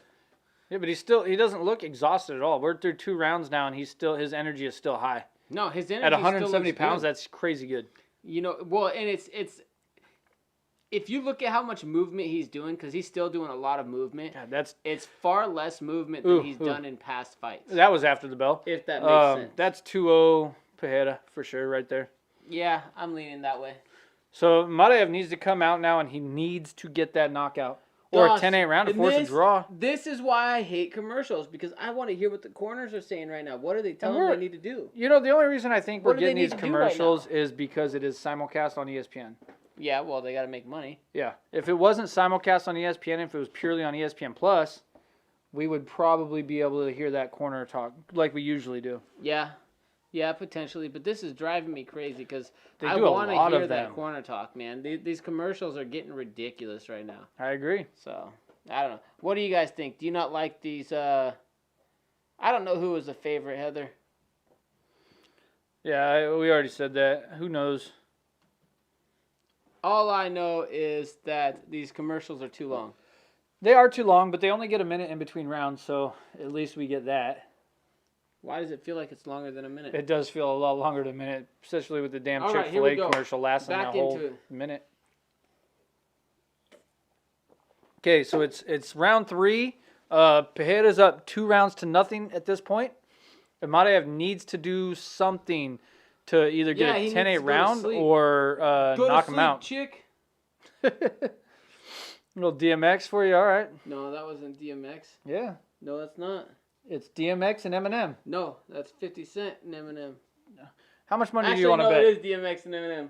Don't fucking argue with me about a DMX song. I know, Mr. Darkman X. Jesus Christ. CMX over here. He swears he never did it, but Heather, do you remember Heather? There's Yes no or no? CMX. CMX. Cullen used to go because he's a huge DMX fan. Growing up, Cullen was always a huge DMX fan. Still am. And he used to run around. But cocaine's a hell of a drug. One of his original. Ooh, that was wicked. He hit him and hurt him. He did hit him and hurt him.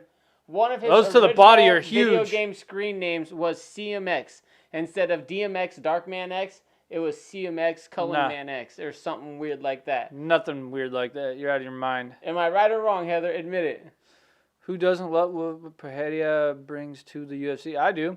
I mean, I love what he brings to the UFC. He'll never be a title fighter. If he keeps fighting like this, though, fun fighter. He'll always be a fun fighter to watch, and this is the way he fights all the time. So he'll be around for a long time. Yeah. But he isn't fighting for any titles anytime soon. There's still 3.5 minutes left, so we got anything can happen. I don't care if you live down the street from him. Answer the question. I know you did. Remember? Ask especially Skylar. when he went to Skylar on there. Skylar ain't on here. Skylar don't care about our podcast. Especially when he was in jail in Phoenix. Text Skylar. I'm going on here. He just slapped him with the overhand right. Amadeev's not even hanging in there. He's not even really doing anything. He's getting angry because he's being completely outclassed.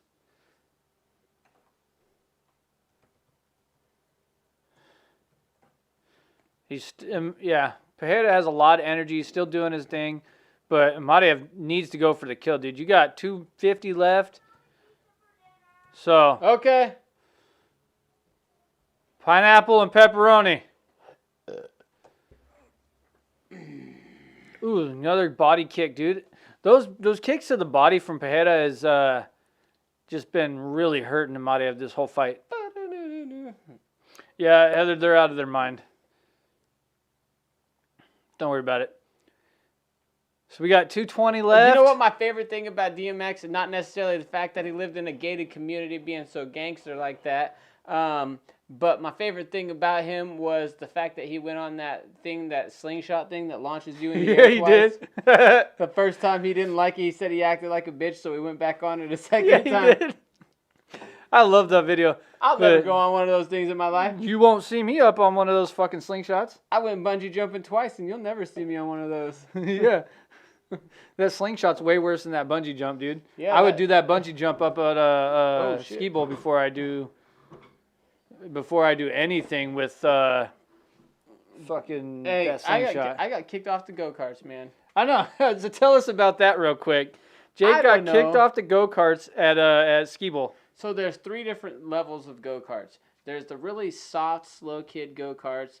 Then there's the medium one that like everybody can drive. You have to be over 12, 12 to 18 or whatever. And then there's the ones where you need the licenses that go fast. Yeah. Right? So all I did was go fucking drive those cars.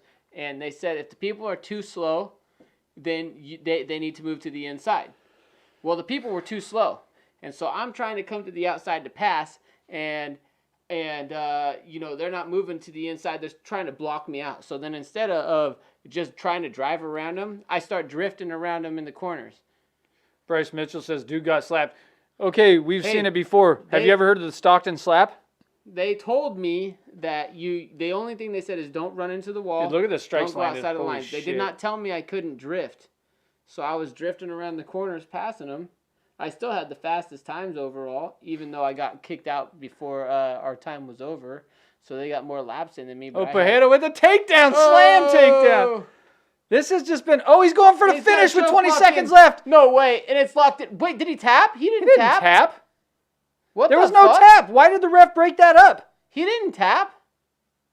There was no tap. There was 20 seconds left. He won the fight anyway. What the fuck was going on, though? There was no tap. I hate that though. No, he put it in. He didn't He reached tap. to grab the arm. Yeah, he reached up to grab the arm and fight it off. The legs weren't sunk in or anything. I don't think that there was a tap there. Hold on. Let's watch real quick. All right, we're on the replay right now. He slams him. Goes up, gets the guillotine or the rear naked in real tight. You got to give us a different We angle. can't fucking see from this Why side. would you- Okay, here we so go. here. Where's he tapping? There's He no didn't tap. He never tapped. There is no tap. What is this? He did ref? not tap. What an idiot. What ref is it? He's giving Herb Dean He a run must for be his hanging money. out with Herb Dean. These guys. This is worse than Herb Dean. Oh my god. To be honest, I don't know if it's worse than Herb Dean. you can't call a fight in the middle of a submission defense. Like I said, I'm more okay with an early stop than a late stop. But you're okay with that early stop? I'm not okay with that early stop. But In I a would choke much- submission, you But should. I would much rather that have happened than somebody my get knocked God. out and take 5 or 6 extra punches. Yeah, when you're getting punched So- to the head, there's a little bit different than when you're getting That's choked why out. I'm saying I'm okay with an early stop as opposed to a late stop. I'm not okay with an But early that stop on a right submission. there, that stop was ridiculous. That's a Wow. note for me. You Well, know, wait. Now here's Yeah. the other question though. Here's the other question. Did he cry out though? Did he scream? Was he vocal? I don't know. That did Was cost he Chael vocal? in one of Well, his the fights. rules specifically The Paulo state, Filo fight when he went ah. Yeah, the and, rules specifically state that if you cry out, that is to be used as a. It doesn't specifically state in the way that I'm stating it now. No. But it does specifically state that if you cry out, that is a tap out. So, they actually just recently had this. It's interesting you bring up Chael Sonnen. So they had a guy on there, Craig Jones, who phenomenal jiu-jitsu guy, was their like champion, their baddest dude out there. And then another guy came in and beat him. Well, the way he beat him is he had his back and he was squeezing, and as Craig Jones was trying to work out, the squeeze caused there to be. Let's hold hear on, what they say hold after on. this. So the squeeze caused there to be compression, and and as he did that, the ref stopped the fight because air came out. Well, that based on the rules was okay. It was a submission match. Yeah, I don't think we had anything Now. going on here in terms of noise. All right, let's see. Well, we had it muted, so. Yeah, but you could see his mouth. Wait. They didn't even say why. No, they said winner by submission.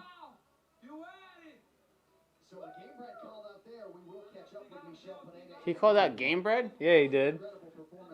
You don't want those problems, buddy. I mean, I don't know if game bread. I don't know. I don't think game bread's that high of level overall. This guy would not. I think George struggles with grapplers. That's been his whole career. He struggles with grapplers. But you get him in here with this guy. This guy's not. He'll get knocked out. Guaranteed. I think if he doesn't knock George out in the first round, he gets knocked out. I think George knocked Although I him. think that he had far better cardio this match than he has in the past. No, he looked phenomenal. Wow. His fight IQ looked insane. But I want to see a replay. Hopefully, when they do his interview, they'll do a replay and they'll talk us through that. Play it right here.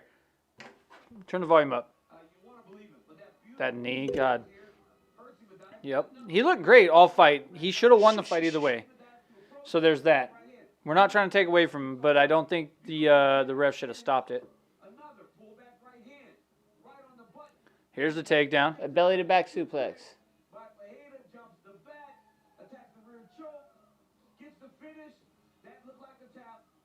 No, That's it didn't. not a tap. There's no verbal. There's no tap. Okay.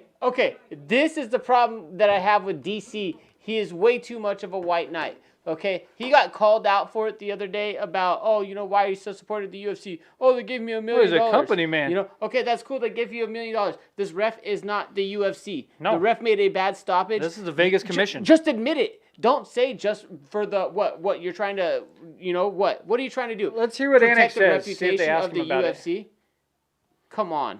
Because there was no verbal. There was no tap. I can't understand what he's saying. No, do they not have a translator for this? Maybe he'll speak it in both. Okay, they do have the translator. There's He's not. just social distancing. Yeah. Social distance. You're too close to me. You're way too close. Scoot the fuck over. 6 feet. You're breathing my air.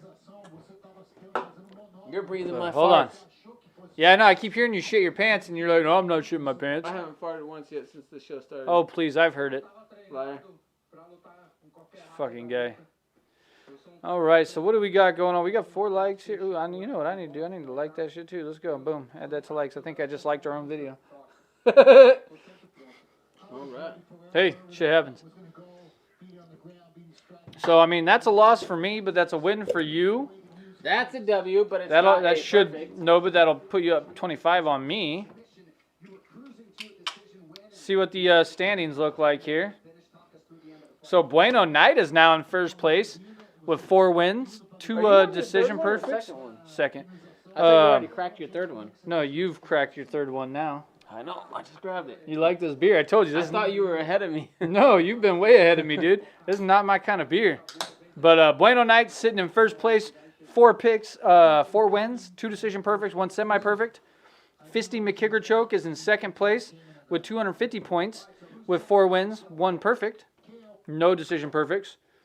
Lucas Ross is in third place with 4 wins, 1 decision perfect and 1 semi-perfect. Jake moved all the way into fourth place with 225 points with 3 wins, 1 decision perfect, 1 perfect, and no semis. And now we have 3 people tied between Killa, CMAC87, and Heather 13R for 5th place with 3 picks, 3 wins, 2 decision perfects, and no semis or other perfects. After that, we have the newcomer to the group, Phony Picks, sitting in... I like that name, Phony Pick. Yeah, it's not bad. Sitting in 8th place with 190 points, 3 wins, and 1 decision perfect, 1 semi-perfect. I've been reevaluating my name. I need to come up with something clearly sexual harassment based. So you can get me too'd?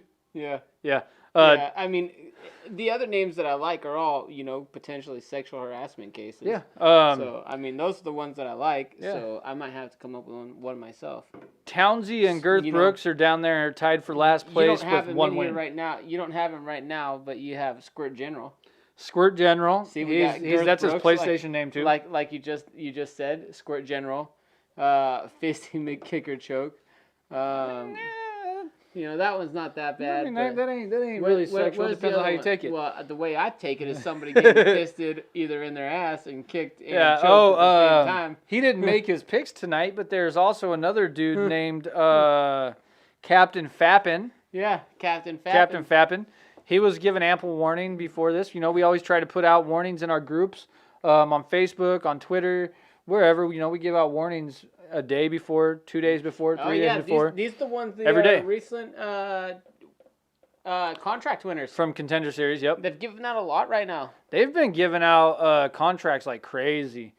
Yeah. Even in the last one, Dana gave out 2 guys the opportunity to come back and compete again on Contender Series. Speaking of giving out contracts, I did talk to Austin Springer. He got a 4-fight deal. He did get a full 4-fight deal? Yeah, so he got a 4-fight deal. So he's getting the second. He's getting a real chance. Yeah, so he'll have another opportunity. That is exciting. Yep. I sent him a message and I talked to him. Are we allowed to talk about that? Did he say that? I mean, he didn't say that we weren't allowed to talk about it. Well, now the cat's out of the bag. Austin Springer signed a 4-fight contract with the UFC. Yeah. Standard. Yeah. So that's fucking exciting news, dude. Pretty exciting. I kind of reached out to him. I was like, hey, I'm out of shape, but if you need a body, I said I hope they give you another opportunity. If you need a body, let me know. I'll be willing to jump in and work with you a little bit. And he's like, yeah, they gave me a 4-fight deal, man. Come train. Fuck yeah, dude! Congratulations, Austin Springer, man. I'm happy for him. We know that the first fight did not go your way, but there's a multitude of things. You stepped in on 24 hours notice, had to make weight. You agreed to the weight at 145 instead of coronavirus time, so you definitely can't train as usual. You've had a hard time getting fights as it is up to this point, which I get that. It can be demotivating as all hell to not have people willing to fight you. Yeah, so I mean, and dude, Alex Caceres is a hard fight for anybody. Mm-hmm. He's been in there a long time. He's crafty. He knows what he's doing. Yeah, well, Austin. And if you're not in shape in a full camp for a fighter like Caceres, it could be bad news. Well, he's dangerous everywhere, right? That's exactly what I'm saying. He's a long 135, 145 pound guy. You know, he's got good striking and he has submissions everywhere. And you definitely have to be ready. And let's be honest, during this coronavirus time, unless your career is training MMA, it might be hard to, you know, get the people around you that you need. And even if your career is training MMA, we're hearing a lot about guys who can't get regular training in. Mm-hmm. So. It's just one of those things, man. Hopefully we get back to the norm soon. But I'm super happy for Austin, super stoked. I cannot wait to see him get his first real shot in the UFC. Oh, I'm so excited for it. With the camp. I mean, you know, I don't know how long it'll be, but I definitely hope they give him an opportunity to... And I hope they give him another guy that's outside the top 15, not somebody of Alex Caceres' caliber. With what you do with anybody that you bring in on their first fight. You build them up. You build them up a little bit. Let them fight guys that are in their range. Yeah. And then keep moving up. Alex Caceres is... You fight Alex Caceres for your first fight, dude? Yeah, I mean that's a tough, good fight. But the one thing I will say is don't necessarily expect to have a full camp. No. You know, so right now, stay in shape and train every day. Springer needs to be doing is stay in shape as though he has a fight camp going right now. Although, you know, it would depend on how long of a suspension he got. That's the one thing I haven't really paid a ton of attention to during the coronavirus I don't even know if they're actually suspending fighters right now. To be honest, I don't know because I haven't heard anything about it. But they did announce Khamzat Chimaev versus Gerald Meerschaert. Yeah, that's a good fight. This is a real opportunity to see how he can do against another grappler. I just had to throw that in there because we were talking about fighters, you know, and suspensions, and Chimaev, you know, he went back to back in his first two fights, like within a week. He tried to fight this month, and he's been trying to fight every weekend. Yeah, he's that kind of dude. And they were trying to give him Damian Maia for this most recent fight, but I don't know. I think that was a little bit. What happened if that one honestly, went through? I think that was too big of a test to try to throw out there. Well, we'll see. He got another grappler in Meerschaert. So. Well, the thing about it is like, it's not the same as throwing out like a Ben Askren who has a huge name. No. Who's a national champion in wrestling, Olympian, one FC champion. I'm glad we'll get to see him too, Heather. You know, and all that. He's a good guy. Stuff, so. Yeah. I remember, I think the first time that I met Austin was when he was promoting one of the fights in the mall, I think it was, and we all went to, it was Jake's after party at the bar, Jake's Bar and Grill, or something like that. Yeah, me and Dad had to drive him home. That wasn't the night that... Yes, it was. It was the night that we went in the bathroom. Don't say we went in the bathroom. Well, creep, what the fuck is wrong? We went in the bathroom. No, we didn't. Because I had to come get you. There was some weird shit going on in the bathroom. We actually talked about this on one of our episodes. But yeah, that was that same night. Gosh, it's ridiculous. So, that was a wild night. Anybody who's here wondering, watch one of our past episodes and you'll find out. Yeah, it definitely a wild fucking night. Oh, Skylar's at drill annual training for 2 weeks, so he can't do his stuff. Mm-hmm. So is he gonna miss the start of camp or football? Or is he back before the first games? He's got access to his phone. Yeah, but if he's at drill, he's not gonna get a watch. No. He'll get to keep up with fantasy though. Oh, are you talking about like watching or not? You know? Yeah, being able to watch and all that. I don't know, but he'll be able to do his fantasy stuff, so I'm sure that they'll take care of him as far as watching it and shit. Yeah. I wonder who's got his dog, because I know he tried to get me to watch his dog while he was at drill for 2 weeks. Oh, he didn't call me. He wanted me to fly out there and watch his dog, because I could have done it. His I ain't roommate got shit to do. His roommate is supposed to be in Denver for 2 weeks for his birthday, and then I was like, dude, I'm in school, man. I've got classes. I can't go anywhere. If he'd have paid for me to fly out there, I'd have done it. I'd have just said, pay for me and the kids to come out there, we'll do it. Dude, see, that's my thing. Is like, I was like, I ain't in school. Well, the kids are in school. Emory just started. They are all online. Yeah. So it's a little easier. My job's got me going nowhere. I ain't got a thing to lose. So were you furloughed or laid off? I'm furloughed. So send me a ticket to Vegas, and I'll come watch it. Curry Ninja's back. Hey, Curry, what up, man? Yeah, he's back. Curry's back up in here. He had Pajeda too. Yeah. So there you go. Yeah, Pajeda. Curry, what do you got for these next ones, man? What do we got for this next fight? There's 2 more, right? Your face is off the screen. Whoops. Yeah, see, no. We gotta pull you shit over. Let's see. What do we got? The next couple fights. Hold on. Overeem Sakai, the main event, obviously. Who do you got for that one? And Ovent St. Preux versus Alonzo Menafield. I've got Menafield. Jake, you still going with OSP? OSP, still going with OSP. Yeah. So I've got Menafield and Overeem in the next two. I got OSP and Overeem in the next two. Okay. Not bad. You think he's going to get another Von Flue choke, huh? I saw your video. I think he's going to get another Von Flue choke. I don't think, honestly, I'm just not sure that Alonzo has enough knowledge. We're going to find out. I mean, I don't know that he's got enough ground game, but I don't think it's going to make it to the ground. We'll see. We'll see what happens there. Yeah. Alonzo Menafield, he throws himself out of position, though, and that's my problem. And we talked about, but this is the fight between probably two of the best athletes the UFC has ever seen. Yeah. In terms of overall pure athletes. Athleticism.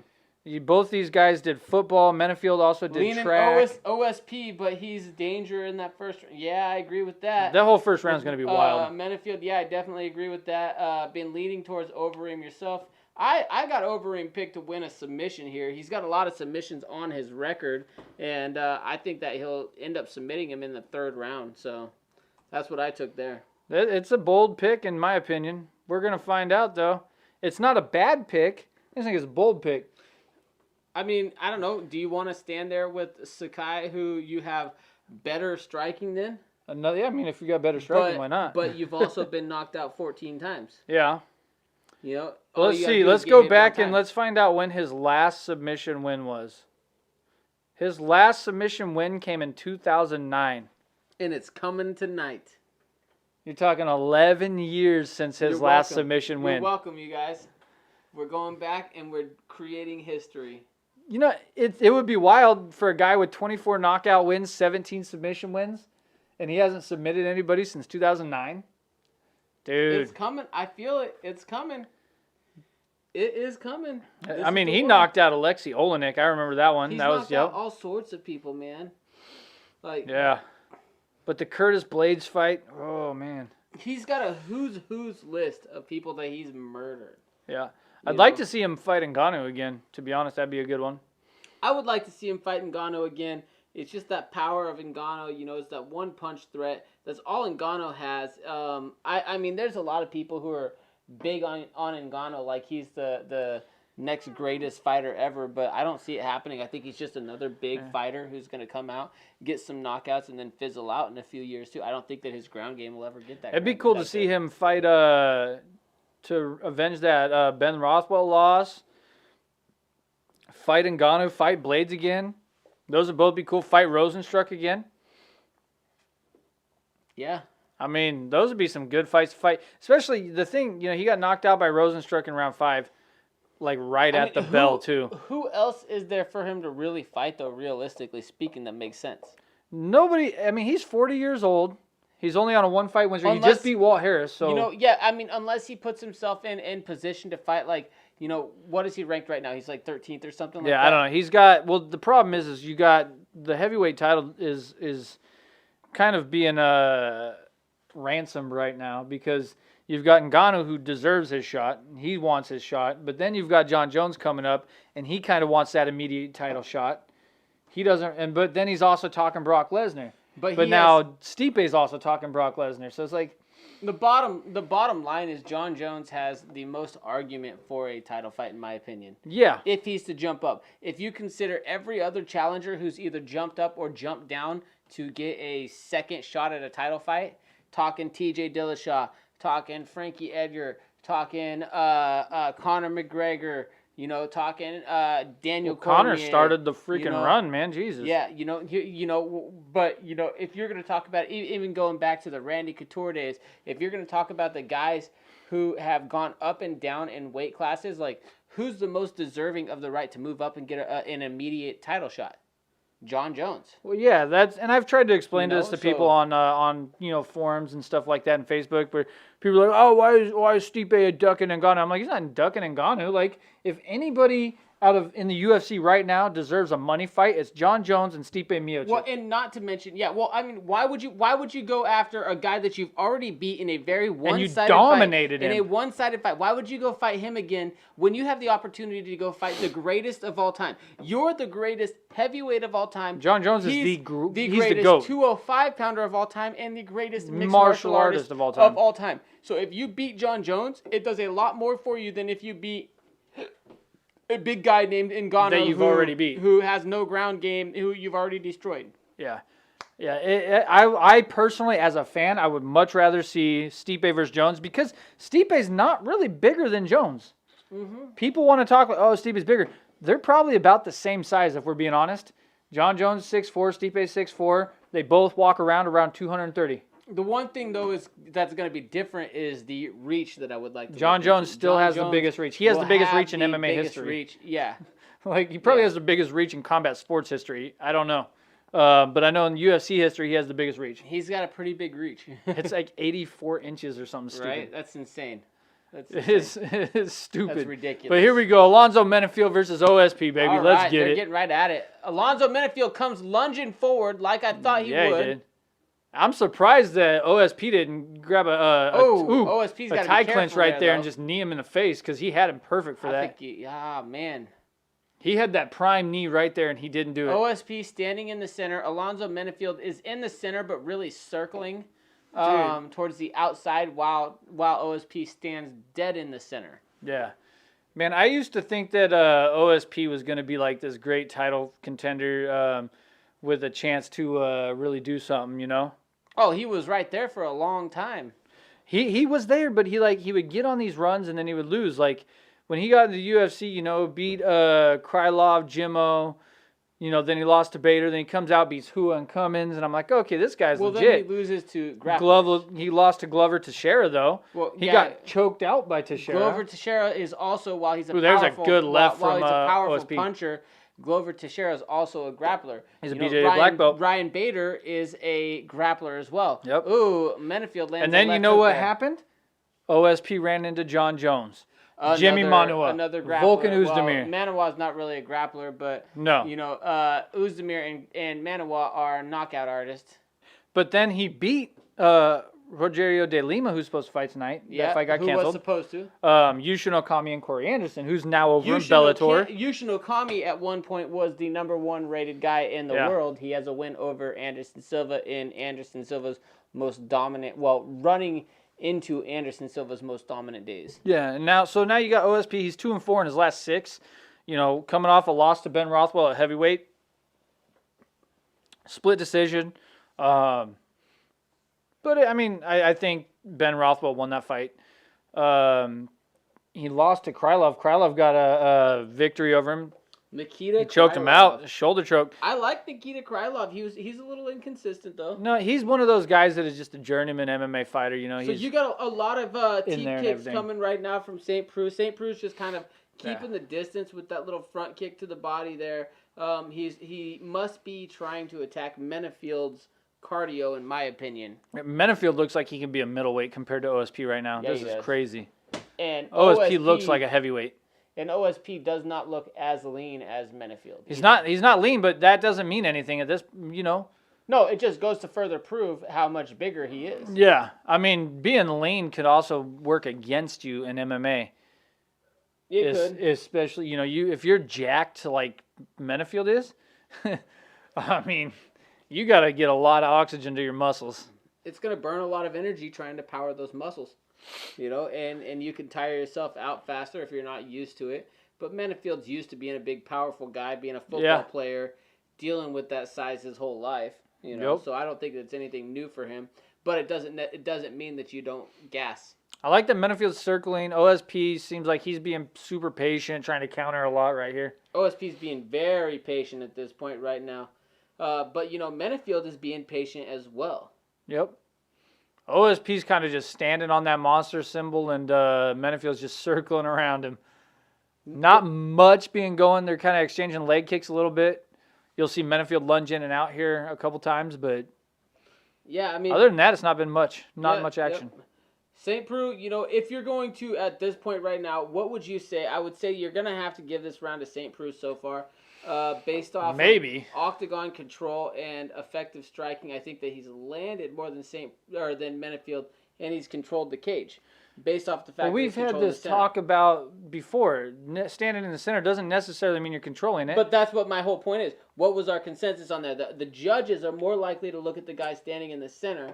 More likely to, but right? It doesn't necessarily mean. Ooh, and right there, that was the best shot landed of the round so far. Menefield just rocked St. Preux. Didn't really rock him, I guess, per se, but he wobbled him, pushed him back a little bit. I will say St. Preux looks like he's sparring, having a light sparring session. Yeah. Menefield's landed the better shots so far.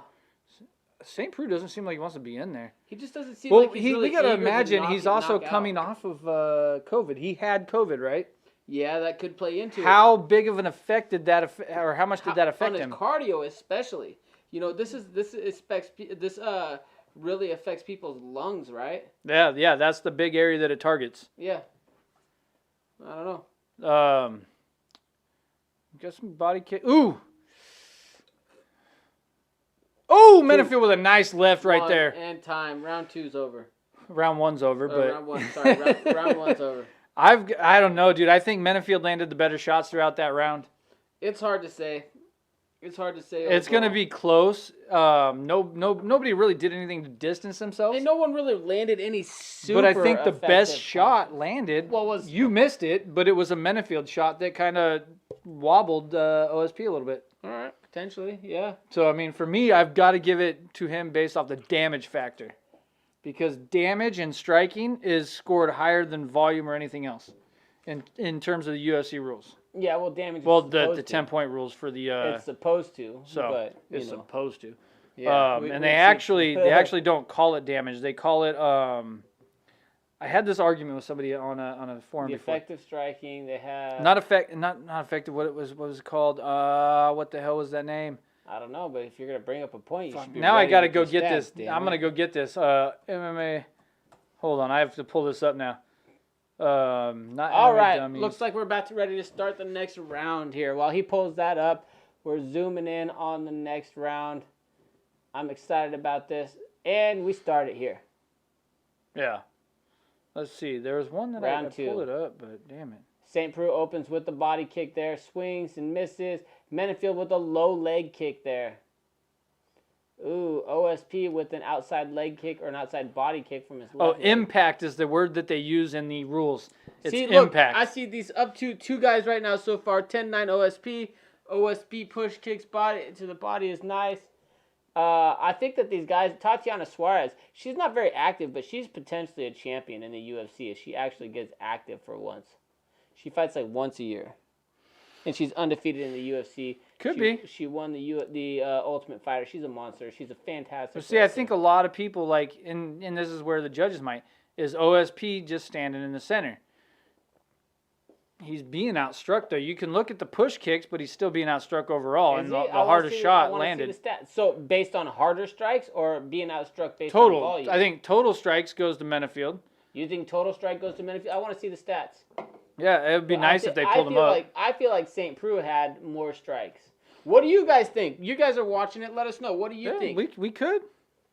I bet I could pull the stats up right now if I go to live results. Let's see what they got because they had the live. Comment right now in the comment right now on there. Let us know what you think. I don't want a live blog. Where'd those results go? Damn it. Hold on. Let me go to events. There was one that they did for this. Let's see, view fight card. Much like the same in the first round right now, St. Preux is controlling the middle. He throws an upper body kick there.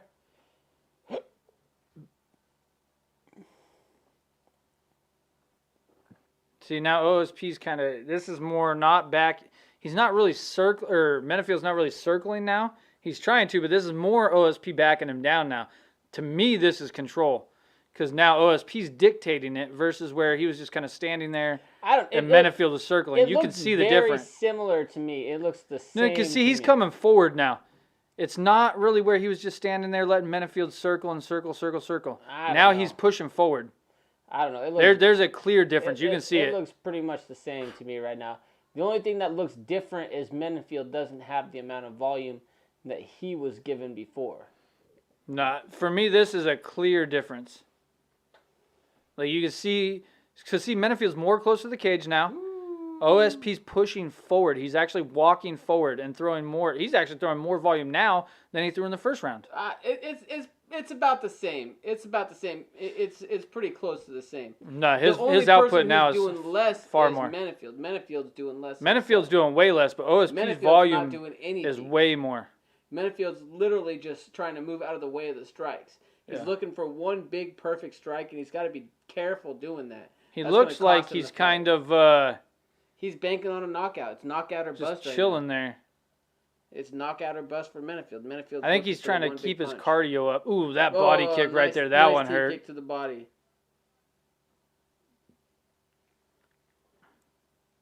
Why is this not doing it like he I used don't know. to? I don't know. Either way, I'm not super impressed with either of these guys at this point in this fight. St. Prue's had definitely far better fights so far. Menifield's had far better fights in this part. In this part, yeah. Yeah, in his career so far. Neither of these guys are really doing a bunch right now. Styles make fights, and sometimes you get two explosive guys in front of each other. One that wants to get a knockout, one that wants to knock you out or submit you. Yeah. You know, what are you going to do? You know, you don't want to over-explode because that's when you throw yourself... Oh, but he clips him! He clipped OSP right behind the ear right there. Yeah, he did. And OSP's back up, though. OSP just knocked him out cold! He's out cold! OSP with the counter after being knocked. Shit! He dropped him. Was that a straight God. right? It was a left. Was it a left? Was it a left? It was a straight punch. It was a left. But OSP... I don't know what it... Oh, it was a left. OSP got rocked, recovered really well, and just kind of lunged his left out there and dropped him coming in. As Menifield was coming in there. See? It was a left. It was like a weird left hook because his fist was like this. Look at that. He hit him with like this part. Watch. He just bitch slapped him.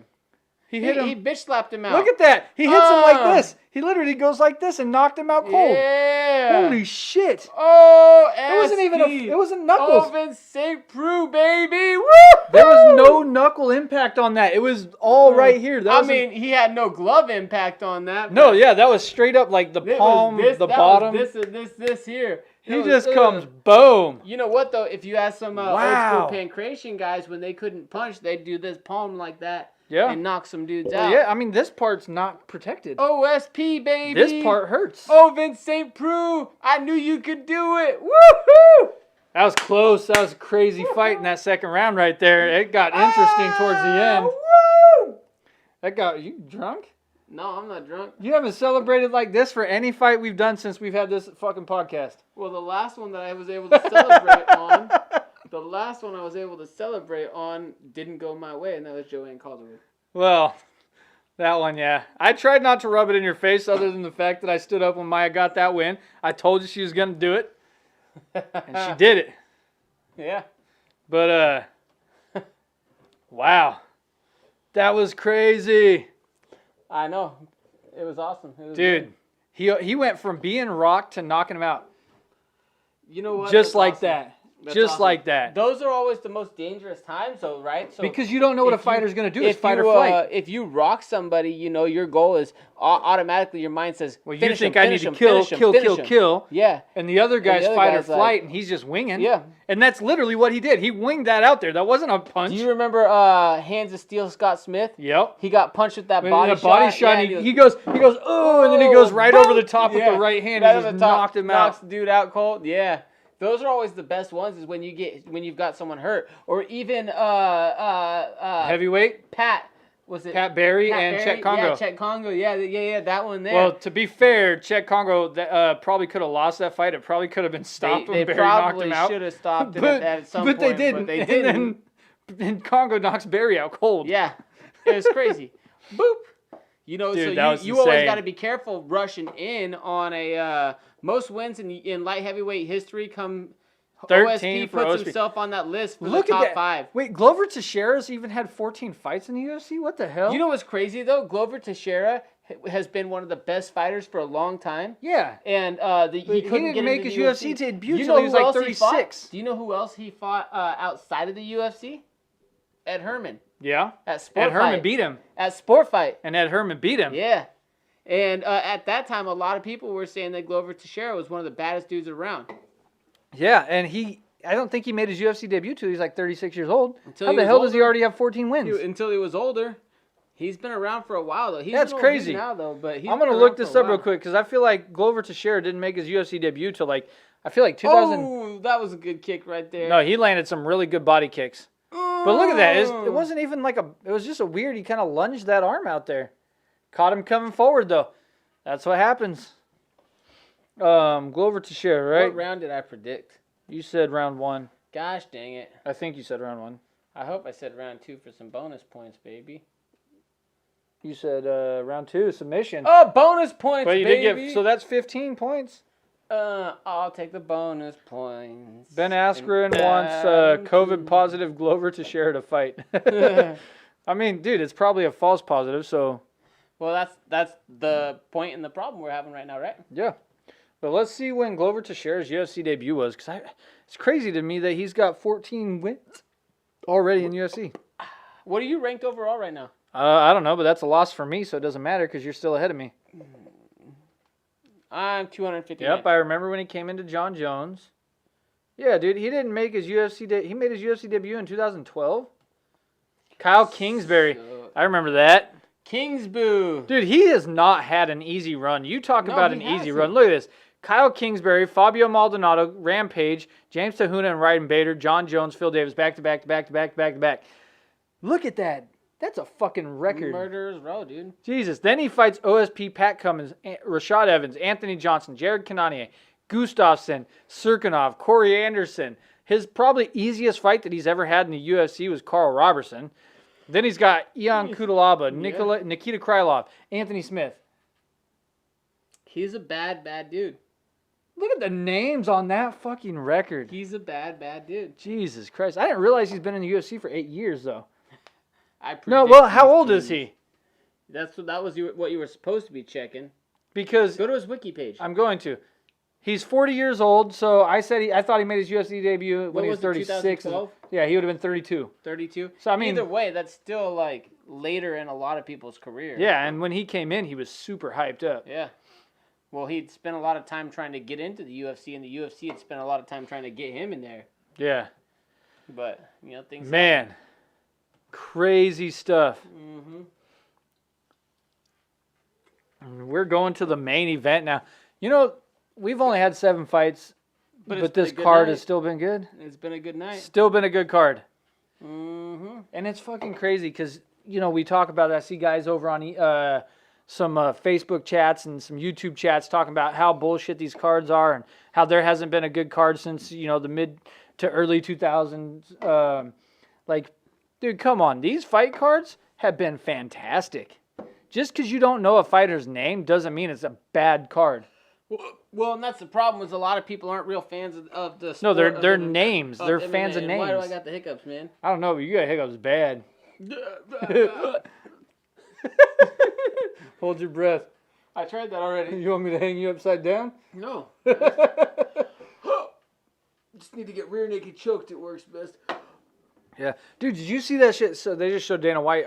Did you see Dana White's video that he put out pleading Iran not to execute one of his fighters? The wrestlers. It was a wrestler. Dude, that's fucking crazy. Not even a fighter. He wasn't a fighter? It was a wrestler. He said he's one of ours, so I figured he was talking about one of his. A combat sports athlete. Yeah, that's fucking wild, dude. Iran's crazy right now. The whole world's crazy right now. By the way, if you're a liberal leftist right here, I'm going to go off on you for a second. You want to sit here and bitch and complain about all this shit going on right now?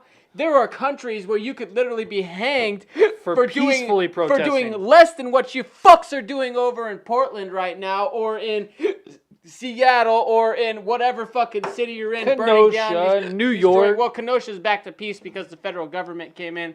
Yeah, they need to bring it in over here. But, you're embarrassing yourselves. There are real countries with real problems, and you guys are acting like a bunch of fucking pathetic little fools and pussy-ass bitches. We have a real problem, but... Yeah, it's Antifa and it's fake not Black Lives Matter who near don't really care about what Black people lives. are making it out to be. Oh, man, I'm getting drunk. You are drunk. This is it's a good beer to drink if you want to get drunk. Yeah, I just got to get these hiccups gone. I'm not a fan of it, but I probably won't ever drink this beer again. But I feel good. I got a little heated there for a sec. You know what my favorite Rogue beer is? I think it's the they had a maple bacon beer. Have you ever had that? No, but you know where we need to go back They to? had Dead Guy's Ale. Shanahan's. Get the fry. Oh, I don't even know if they do bacon anymore. They used to do free bacon, but fuck you, Hiccups. Go away. All right, let's see who you guys. Who you got for the main event? Let's do this. That's going to be a fun. Look at significant strikes per minute, 8.43. Oh my God. Paulo Costa. Hey, welcome to the club. Yeah.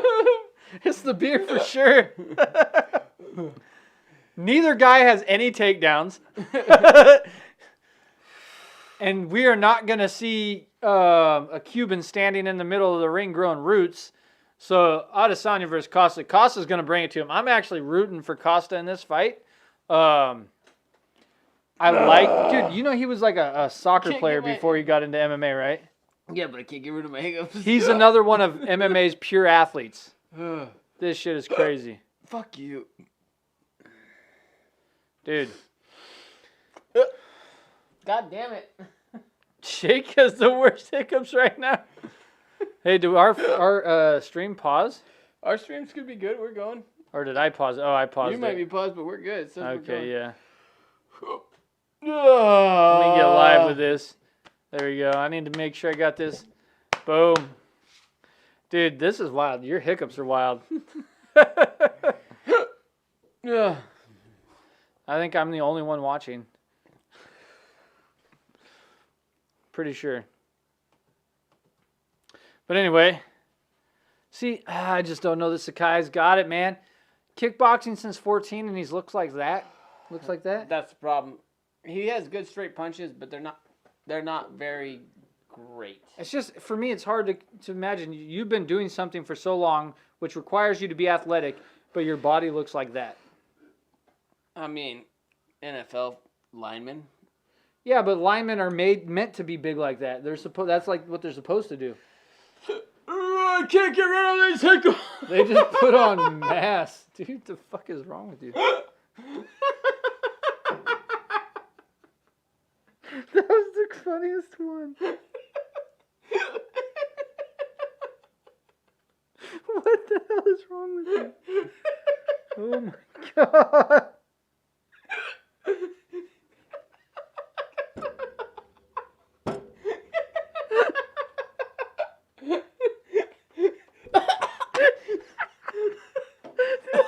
I can't do this. I can't do this. What is wrong with you? What the fuck was What was that? Oh. Jesus Christ. Oh. What the hell is wrong with you? God damn. This guy. Fucking guy. Apparently I picked out a great beer for tonight, guys.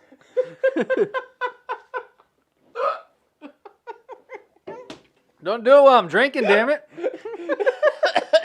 What are you doing? Oh, fuck, man. Pull yourself together, man. I can't.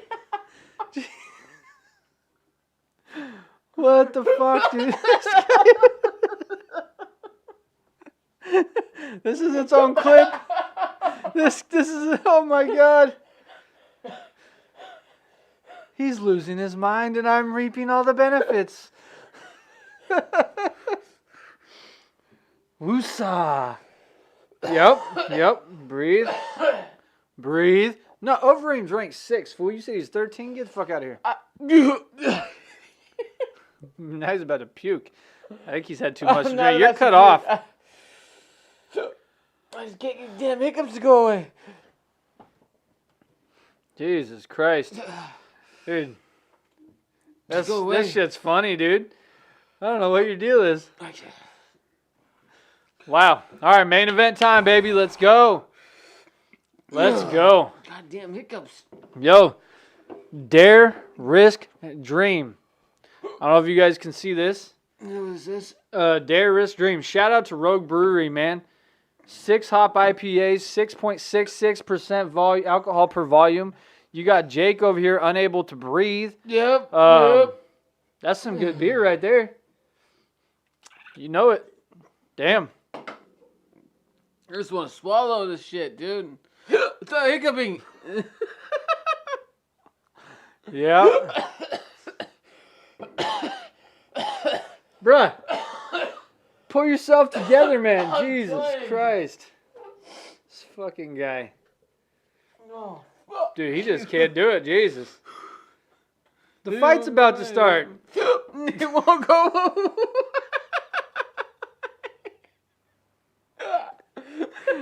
Oh my God. And you know what's great? Is none of this is getting cut out. Usually when we... God damn it, dude. I need to like... Are you okay? I think so. Jesus fucking Christ. I'm trying to get through this, dude. Don't do it when I'm drinking, asshole.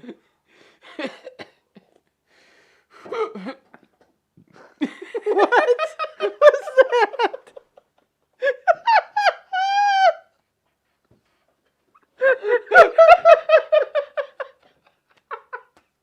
What the fuck?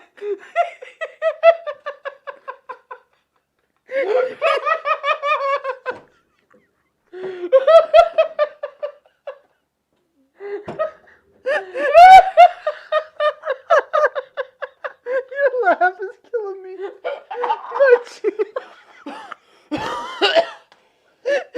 He's fucking dying. Oh my God. You fucking like hiccuped and burped at the same time, so it like went back down or something really weird. They're fighting! Wait, no, they're not fighting. Not. I'm God trying damn, to get dude. myself under control here. I gotta wipe these. Look like a little bitch over here with tears in my eye. Jesus Yeah, Christ. Even if you have tears in your eyes, now you're always a bitch. Shit. Look at my face, dude. You can see that shit. Look at your face. You good? I think so. Before this fight starts, I got to give a shout out to the Miami Heat. Oh, Up 3-0 on the Milwaukee Bucks right now. Yee. Jimmy Butler. Hey, he's not only LeBron's father, he's Giannis's father too. Shout out to Froggy Fresh, Jimmy Butler. Or LeBron, Jimmy Butler is your father. What? Look that song up. It's a great song. Augusto Sakai walking to the cage right now. Oh, fuck you. I thought I had that shit under control. No, you ain't got it under control. Felt good for a second there.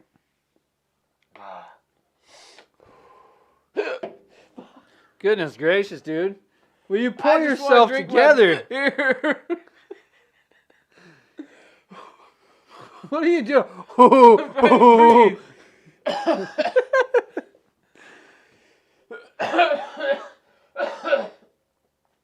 What the fuck, dude? You good? I didn't think so. You good? Nope. What the fuck was that?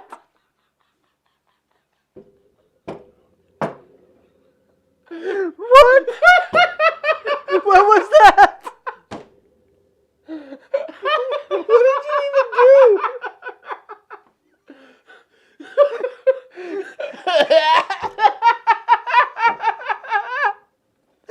You sounded like a fucking baby bird, like gasping for air after they got an egg. What the fuck?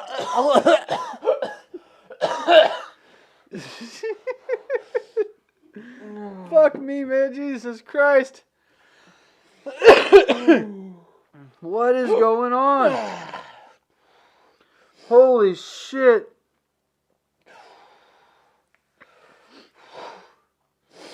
Sakai walking into the game. Don't even try to talk. What the fuck is that? Did you just shit? No. I'm telling you, you shit your pants. No, I didn't.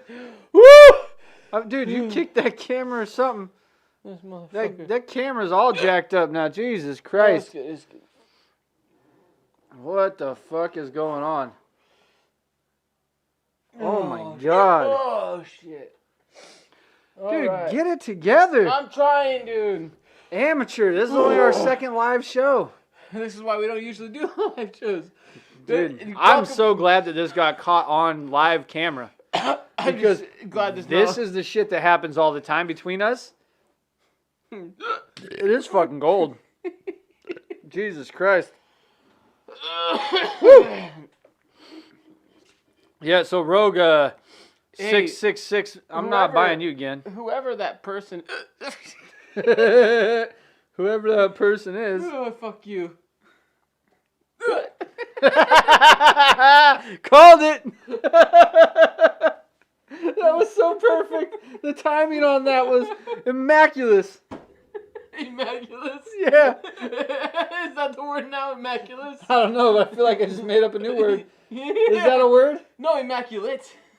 Well, immaculate is a new word. Oh, baby, Jesus Christ. Overeem walking out to the cage. He's got a good warm up in. He's kind of sweaty right now. Yeah, So I he just must made have up got a new good word. warm-up. That's not even a word. No, it's not. Ugh. Immaculate. That's a great word, though. It sounds intelligent. Immaculate. Sounds like I'm casting a spell. I'm just trying to get rid of these fucking hiccups. Do some jumping jacks real quick. What's the world record for how long someone had hiccups? 'Cause I feel like I'm pushing 7 it. minutes, I think. 7 minutes? I've had hiccups for longer than 7 minutes. I don't know, dude. Like nonstop. This dude's like Google hiccuping. that world record. World record for hiccups. Okay, I'll look that up. Because I might have passed it. We got it on camera. Oh, shit. Oh, well, hold on. Oh, fuck you. 430 million hiccups? Oh, you're fucked. Well, we don't know how. We haven't recorded. Yeah, 68 years worth of hiccups. Good luck. Is that consistent, or are they counting the stuff in between, or what? I mean, an American named Charles Osborne was weighing a pig in 1922 and started hiccuping. He was still hiccuping 68 years later in 1990. Oh, fuck that. 430. I'd kill myself at that point, probably. How do you sleep? You don't. You die then. Yeah, I probably would have killed myself. That's crazy, dude. Yeah, 1894 to what the fuck? Have you ever seen That was Dr. his life. Dolittle with Eddie Murphy?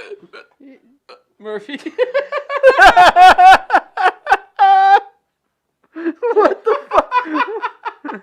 You got some of the dumbest hiccups ever.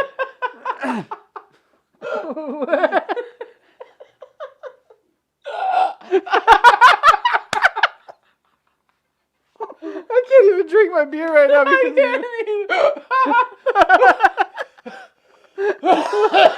Bro, the fight's about to start. Oh my God, can we please get it together?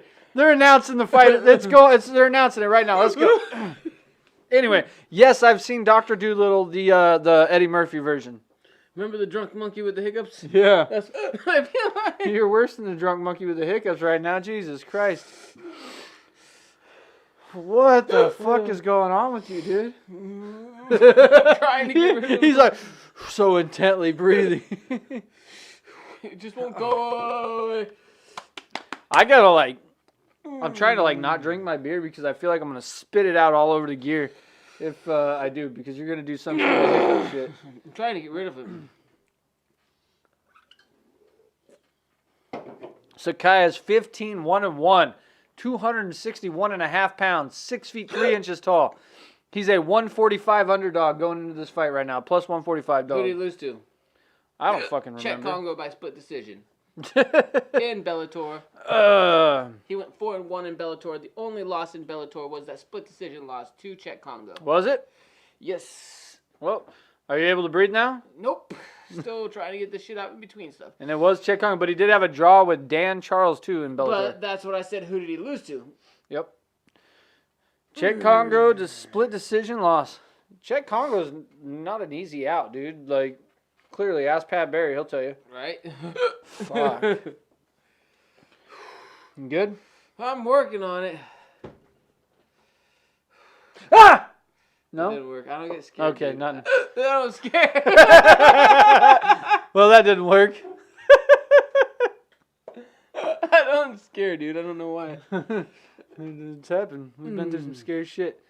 Dude, Right. Overeem looks like the bigger dude. Well, he looks smaller to me. He looks smaller in terms of body size. Jesus Christ. Like, Sakai's got a height advantage. I think that was the angle. Sakai's shorter. It looked like he was taller there. To I don't me. think so. Ugh. But let me look at because Sakai was 6'3". What's Overeem? 6 foot something. It might be the same. Here we go, baby. We're in the center of the octagon on the monster It's symbol. slow right now. So yeah, Alistair's 6'4", so he did have the height advantage.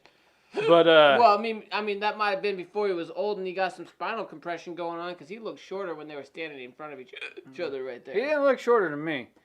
But Sakai's arms definitely look fucking bigger. Oh shit! Here we go. Uh-oh. Welcome to the club. Uh-oh. I don't know, man. It's not my time. I can get rid of hiccups fast.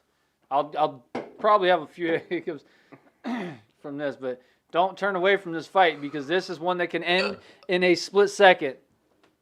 Ignore Jake's hiccups.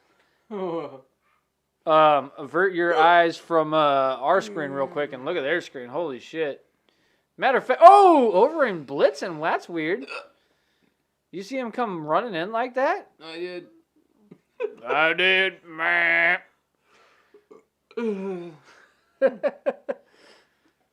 But we got two high-level kickboxers right here, guys. Overeem, he had a K1 kickboxing career before he got into MMA. So this is, Sakai's been doing kickboxing since 14 years old. So let's see what goes on, man. Ooh, Overeem just ducked under that right hook from Sakai.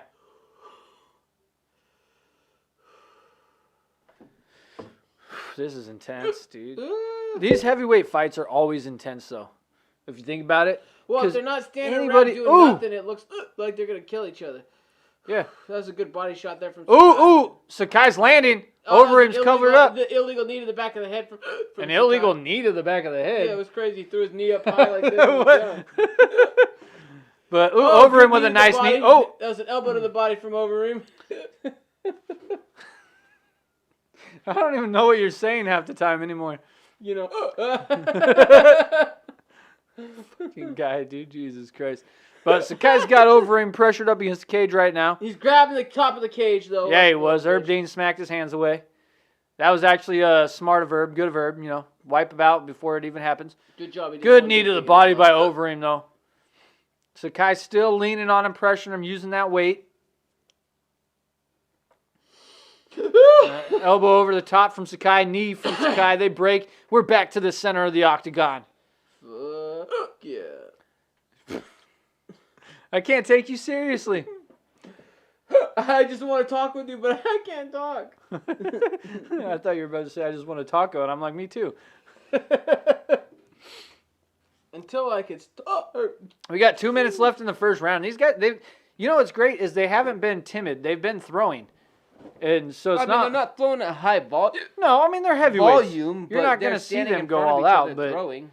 Ooh! Overeem lands a huge right hook. Right. Overeem He clipped him. And he dropped him against the cage there, but Sakai looks recovered. So far, that's the difference to me in this round. That's the most significant strike there. Do all your hiccups come with burps? Not all of them. What the fuck? Some with them. Some with them? Jesus Christ, Jake. Cheese and rice. All right.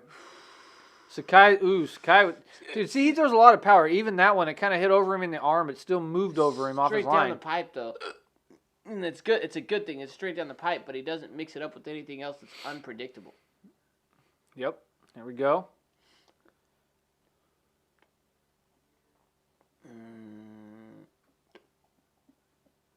What the fuck was that? Hiccups. No, that was not a hiccup. You were like, what the fuck? It was an invisible hiccup you didn't hear. Oh my god. It happened on the inside. I could feel it. Ooh, Sakai comes over the top. Oh, knee, but it's blocked. They're all blocked. Overeem covered up really well. Every single one of those shots were blocked. Now Overeem turns it, and he's got Sakai against the cage. Well, Standing he in the doesn't have center. it against the cage. He's standing in the He's center. circling. But, yeah. Overeem throws a little body kick up the middle. Yeah, gotta adjust those. Oh, No, get that out of here. wasn't a Get nut the shot. fuck. Oh, No, what Erding, get the fuck? fuck. Get out of here. That was That was straight a to the straight up gut. nut We saw shot. that. That was straight up. That was not a nut shot. That's what I meant. Not a nut shot. What? I need a new host. I need a new co-host. He's losing his mind. He can't breathe over here. Let's fix that. You're good. No more hiccup. No, Nope, never mind. commercial. Apparently you're not. There's no cure for this. Dude, he's been hiccuping for like 10 minutes straight. What the fuck? I'm trying to get rid of it. What the fuck is wrong with you? These are the weirdest hiccups ever. I've been trying to keep my mouth clean, right? Like, what? And not cuss, but your hiccuping's got me going out of line here, dude.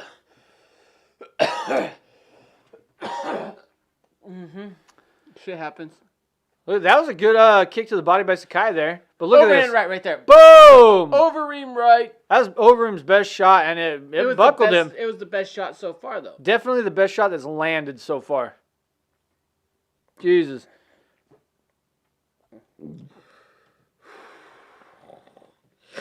Dude. God damn it. I want to drink more beer, but it's too belchy. Yeah. Fuck you.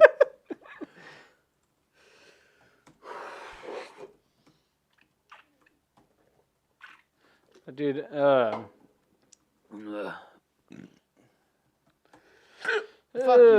you guys ignore Jake. He can't get his hiccups under control. Super professional right now. God damn it. Since I can control my hiccups. The guy went years. You need to swallow them.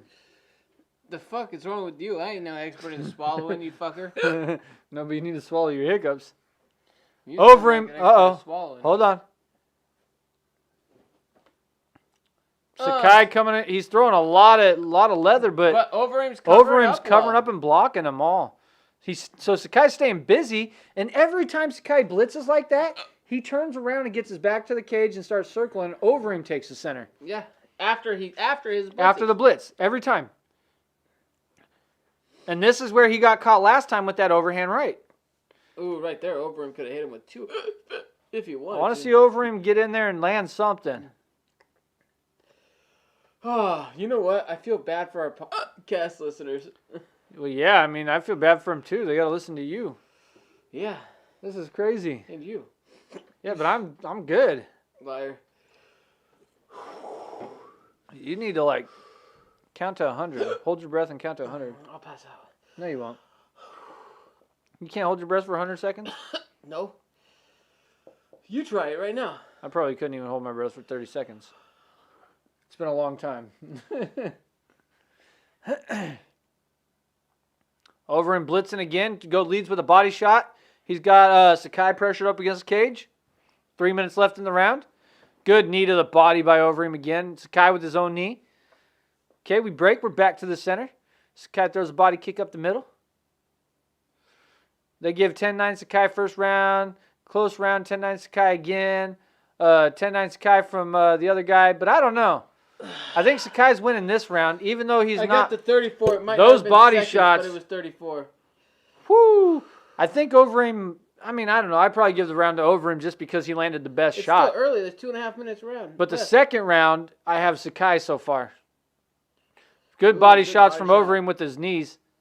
Overeem's got Sakai pressured against the cage now. My hiccups, they gone, dude. Are they? You got 34 and they're gone, I huh? had 34 and they're gone. All right, don't drink the beer anymore Felt because like I you're was going to fucked. pass out.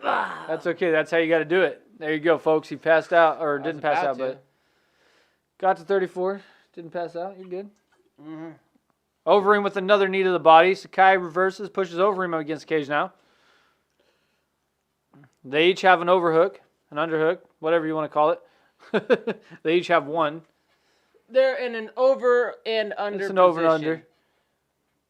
And Overeem reverses. Now he's got Sakai against the fence. He's got bigger legs. Dude, yeah, Overeem's crazy. Yeah. That's where like all his weight is his legs. Yeah, a lot of it is. They're huge. And he's got a small fight. You know what's funny is like he used to be a 205er and they ballooned up to 265. People went like, he wasn't on steroids. Yeah, he was on steroids. Yeah, no, he wasn't. He was on horse meat, man. Yeah. It was horse meat. Yeah. Horse meat and that Mexican steak. Horse meat. Boom. Come on. Right now, they're really not a lot They're going just on trading from knees here. to the They're body. kind of exchanging a little bit of knees to the body and changing back and forth against the cage. Who has pressure and who doesn't. Ooh, Overeem with a nice Overeem left over to the top. Overeem left. They're tweakers. Dude, your neighbors, dude, oh my God. I know, crazier than me. And that's hard to imagine. Crazier. 'Cause you're pretty than me. fucking crazy. Crazier. I'm not. But we're in the center now. It's broken. Ooh, look at Sakai. Sakai's busted up. So when you read the rules, they say impact. And impact is judged based on cuts, damage, visible damage. That is how impact is based on, according to the rules. So according to the rules here, Overeem's winning an impact. And impact is judged before volume. So, I mean, right now, at this point, you got to give it to Overeem. Yeah, I Based guess. off the I mean, rules. I don't know if I like that. If impact is beforehand, given the fact that we know guys like Nate Diaz can get hit by a pillow fist and get busted Yeah, up. Nate Diaz could get you could breathe on Nate Diaz and it'll probably start bleeding. Yeah. So. Same thing with his brother Nick. But look at Sakai. I mean, Sakai's got a small cut. I think you got to be smart as a judge because to be honest, like a guy like Nate Diaz versus a guy like Sakai, you don't see the blood often from one guy, but you see it every fight from another guy. Yeah. Obviously, scar tissue plays into that. Yep. So you can't judge that the same when you do an impact. This one, I feel like you can definitely judge impact. I mean, you can look at that and say that, Sakai is more bloody. He's been hit with the punches that have done more visible damage. Yeah. If you want to call it visible damage. Yeah, visible, and they list visible damage Like, as impact. That's how it's defined That's in what the rules. I'm okay with saying that, but I don't like using visible damage as far as a criteria unless it really is altering the fight. So say you break a wrist. That's probably going to alter the fight, right? Yeah. Say you get a big cut over the eye and you're trying really hard to protect your eye. That altered the fight. Say, you get a big welt on the eye. I don't care about the welt on the eye. Some people get welts fast. Mm-hmm. Some people get cuts fast. But the location would matter where it's at and the way that you as a fighter are reacting to that damage. Does that make sense? Yeah. Because, Nate Diaz, he'll bleed every fight. That Does is true. it really mean that you're losing that fight? I don't know. All right. Let's see. Good kick to the body from Overeem there. Another round for Sakai. We got guys that are giving 2-0 to Sakai. Yeah, they've got a 2-0 Sakai, even though, Sakai's doing volume. He's throwing volume. But if you read the rules as written, damage is ranked before volume, according to the rules of MMA. That's the way it is. So for me, Overeem has done the most damage over the 2 rounds so far. Yeah. He's I would landed the agree. best shot in each round. He's won the best shots in each round for sure. But I He's can done see the where most the visible judges. damage. I can see where the judges would give it to Sakai based off volume. But it's like, you throw 3 kicks there, the only thing that lands is the leg kick. Or Yeah. 3 punches You there, throw a 3-strike combo and you go 1, 2, 3, and you throw that leg kick. and the only thing that lands is the leg kick and it barely landed. Yeah, That's why they do volume over damage or damage over Damage volume. over volume. Because volume, you could throw 100 punches but land with 1 of them.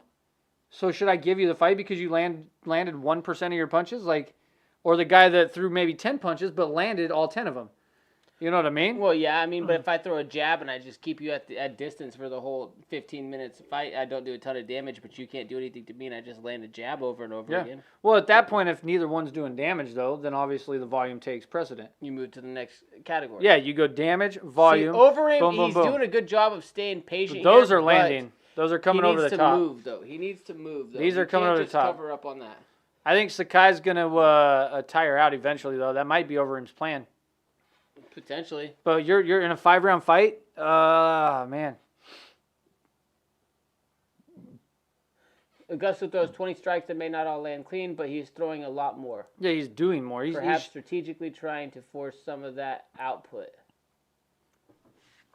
Yeah, I mean, I can see, like I said, the judges, I think they need to educate the judges on the rules more, because a lot of the judges will see the volume. Ooh, oh my God, that what was that, a jumping front kick? I think that was a leg kick.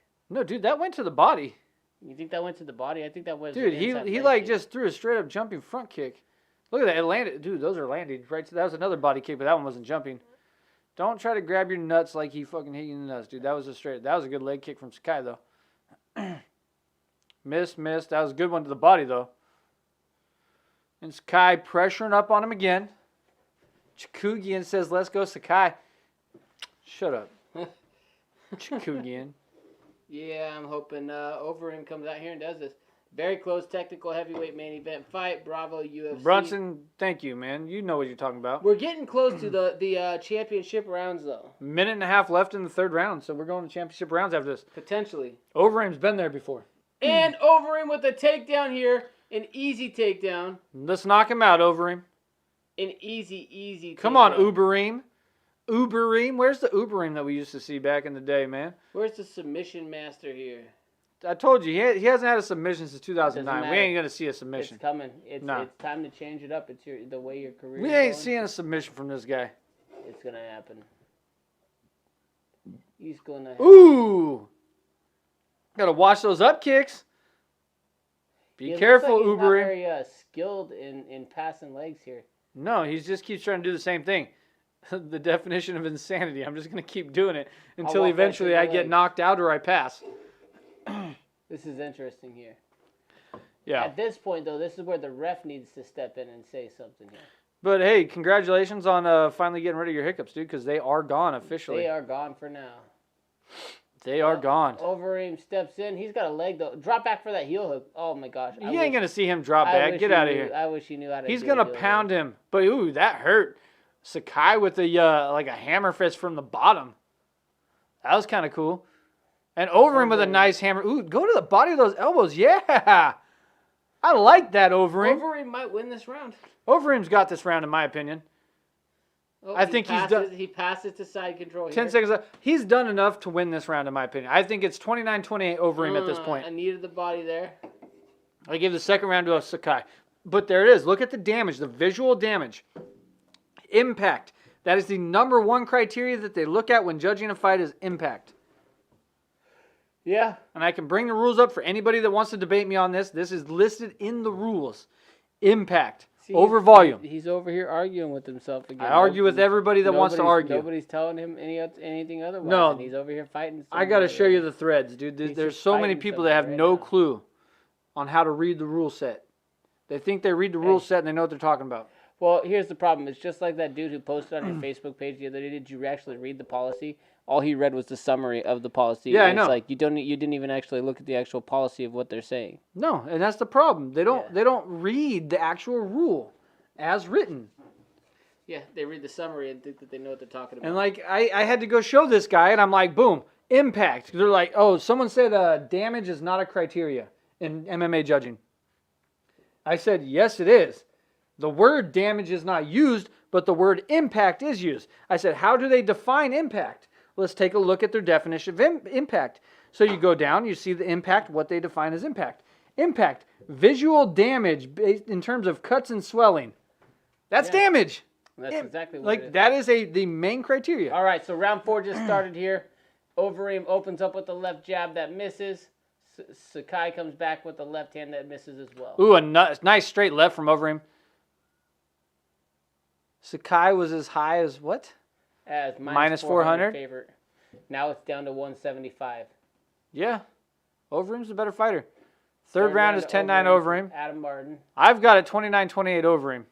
Yeah, so does Adam Martin. Okay, thank you, Adam Martin. You know what's up, bro. Heavyweight ground and pound is always the scariest. That leg kick, Sakai. That hurt Overeem, though. No, it's Overeem backed up. Okay, there we go. Right, he just covered up on that. That leg kick that he gave to Sakai. Sakai did not like it.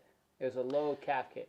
It's surprising to see Overeem at 40 years old in the heavyweight division be able to take this much damage. Yeah. He's eating some punches. He's covering up well, but he's still eating some. They're still getting through. I mean, to his credit, I don't think that he's eating a ton of them right now. I think Sakai's a lot of them are going a lot to more, the but forearms. they're going to the arm, yeah. But like he's still eating some right to the body. You're getting some. He's getting some to the ears. I will say though that the way that Overeem, good kick to the body, Overeem is not taking a lot of extra damage in that. The way that he's covering up like that does not look good on the judges, on the judges' scorecards. Yeah, that's the problem. Alistair Overeem, Big Ben Rothwell has Overeem up 2-1 as well. Thank you, Big Ben Rothwell. You're a heavyweight. You know what's up. Here comes the ground and pound from Overeem. 10-8 round, Sakai. What? Who the fuck would... No, UFC, go back to that round bullshit. 4. Because there was a check mark on that name. I want to see what idiot said 10-8 round for Sakai. They skipped that. They skipped You over see that how one quick real they fast. fucking took that off? We need to call that name out. They called... What idiot is that? We went back on this one here. Stop watching MMA.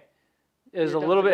It's coming up after this. Is it right after this? 10-8. Derek Lewis? What a bum. Derek Lewis. Round 4. Well, there's still 3 minutes left in round 4, and you're saying 10-8 Sakai round 4? Oh Look at this. Gosh. There's 3 minutes and 14 seconds left in round 4, and he said 10-8 round 4. Round. Derek Lewis, this is why you're not going to get another title shot ever. All right. So we got a nut kick? To the nut or something, or an eye poke or something. No, that's a nut kick. He ain't holding his eye. He's bending over. Oh, he's winking his eye. Oh, no, that's a nut kick. Spinning heel kick to the nuts. That was all right. It looked like it was right above the cup. But yeah, I mean, that was in but the you can illegal still, range. yeah. But it was. Oh, Overeem's busted up too now. Yeah, Overeem did it to himself. He did it like Stone Cold Steve Austin when nobody was looking. He cut him when Bret Hart fucking put him in the sharpshooter. Yeah.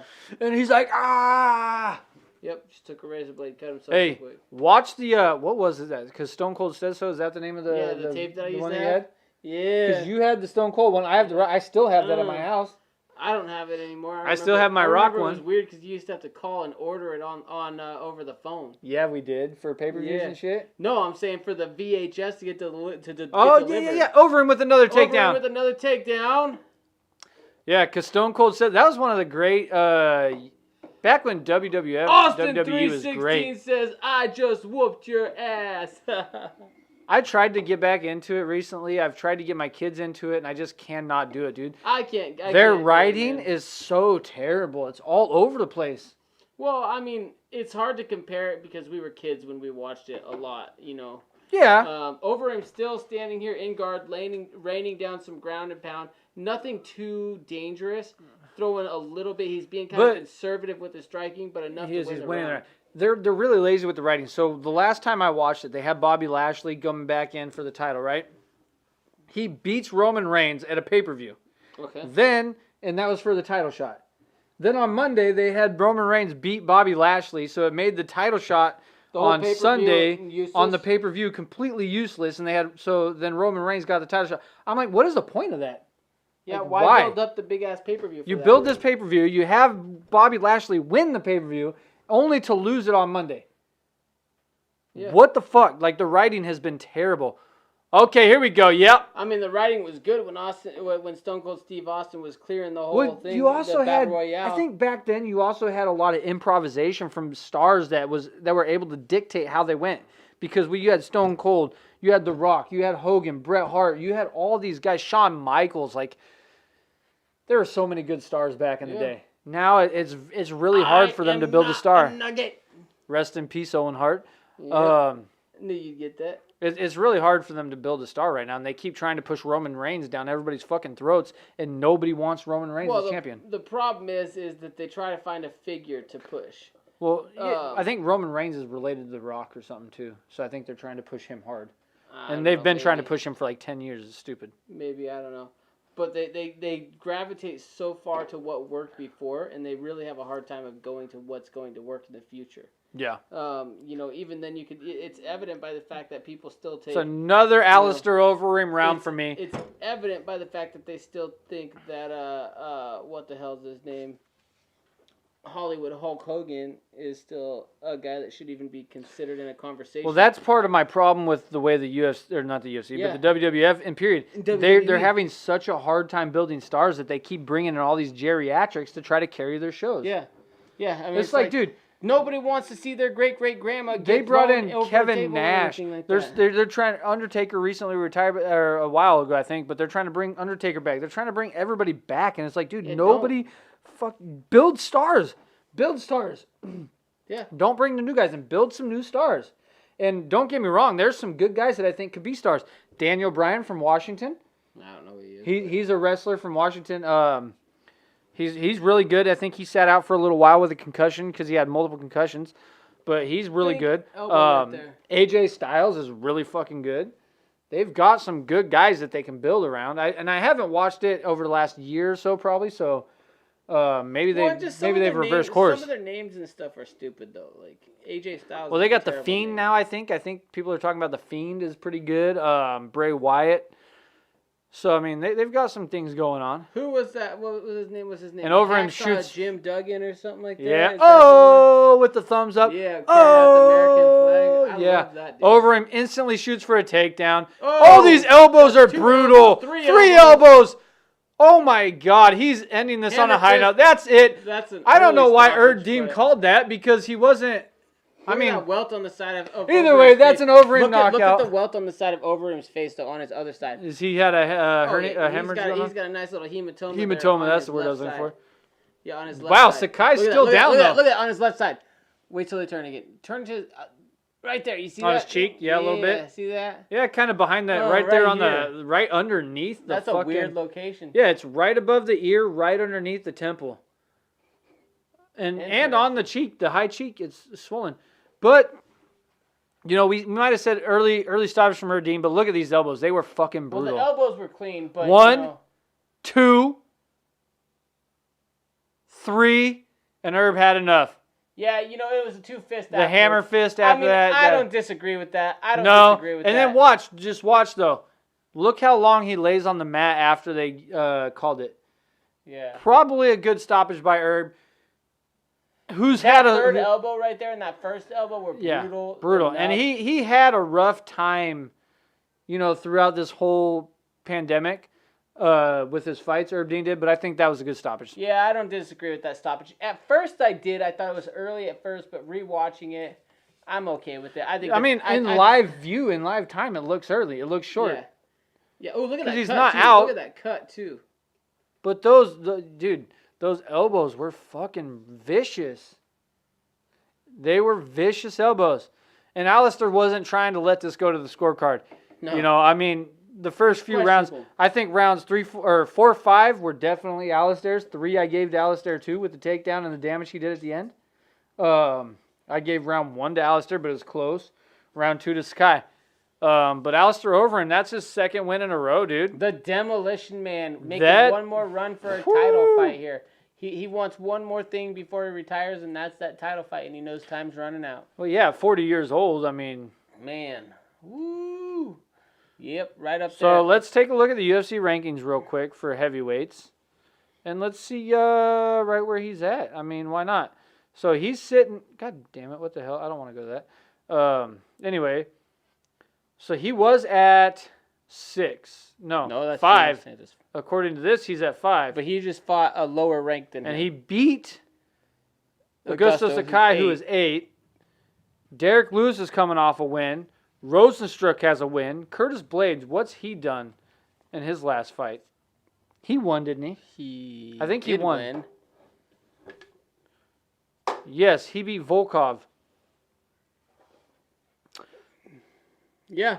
On June 20th. Yep. So he beat Volkov. Hey, real quick, let's check out the... Or wait, why did they not credit him with a win on that one? They just don't show it on their stupid thing that the way. Because they got a win here for the Abdurakhmanov. UFC is always behind on updating it the proper way. This is June 20th, though. Yeah, that's not that long Recap. ago. He definitely beat Volkov, if I remember right. He did win it, but the UFC is behind on all of their stuff on there. Way behind. Yeah, they got him as a win right there. So, yeah. If you fought in the UFC within like the last 6 months, you're probably your on their information website. On their website is probably not going to be accurate all the way. Yeah. So, but you know, shout out to Alistair Overeem. Let's pull up our group and see where we're at real quick. Let's go take a look at the final standings on the final group. standings right here. So I didn't get a perfect, but I did get. I got some bonus points for that as a knockout. I didn't get bonus points. I got the correct pick. So I got 15 points for the bonus. I picked round 3, and this was a 4th round finish, right? Yep. So let's see. Let's take a look. We had 6 fights on here. Fisty McKickerchoke with the win. Fisty McKickerchoke. That's your first win, Fisty. Oh, shoot. 380 points with 6 for 6. No decision perfects. 1 perfect, 2 semi-perfects. In second place was the Jake Thomas. Jake Thomas going 5 for 6. He had 1 decision perfect, 1 perfect, and 1 semi-perfect. Bueno Knight in third place, going 5 for 6. Heather 13R in fourth place, going 5 for 6. Lucas Ross 5 for 6. Phony Picks 5 for 6, and me, I went 4 for 6. Wait, real quick. The top 6 people in our league all had 5 out of 6 or more correct. Out of 6. I mean, we had one person who had all of them correct. And Townsend and Girth Brooks with only 1 out of 6. But Fisty McKickerchoke got all 6, 100% 6 for correct. 6 for Fisty. But Yeah. Townsend and Girth Brooks, 1 for 6? Well, Girth Brooks was a little bit too worried about his girth, at Yeah, that point. So he wasn't thinking about his pick. Whew, I don't know. Killa JGH went 3 and 3, so that's 500 right there. 4 and 2 is not bad for me. Yeah, not bad. Not bad. Which ones did I lose? I lost the last one, the OSP fight I lost. OSP, and then you lost the other one where we picked opposite on. What one was that, though? I don't know. Pull it up. I'm trying to remember where my picks were. What did you finish? 1,099? 199. Oh. Yeah, Oh, that's right. Pereira. Yeah, Pereira. So. Pereira. That's right. I forgot about that one. So you finished 1,099th. Let's see where I finished overall in the world.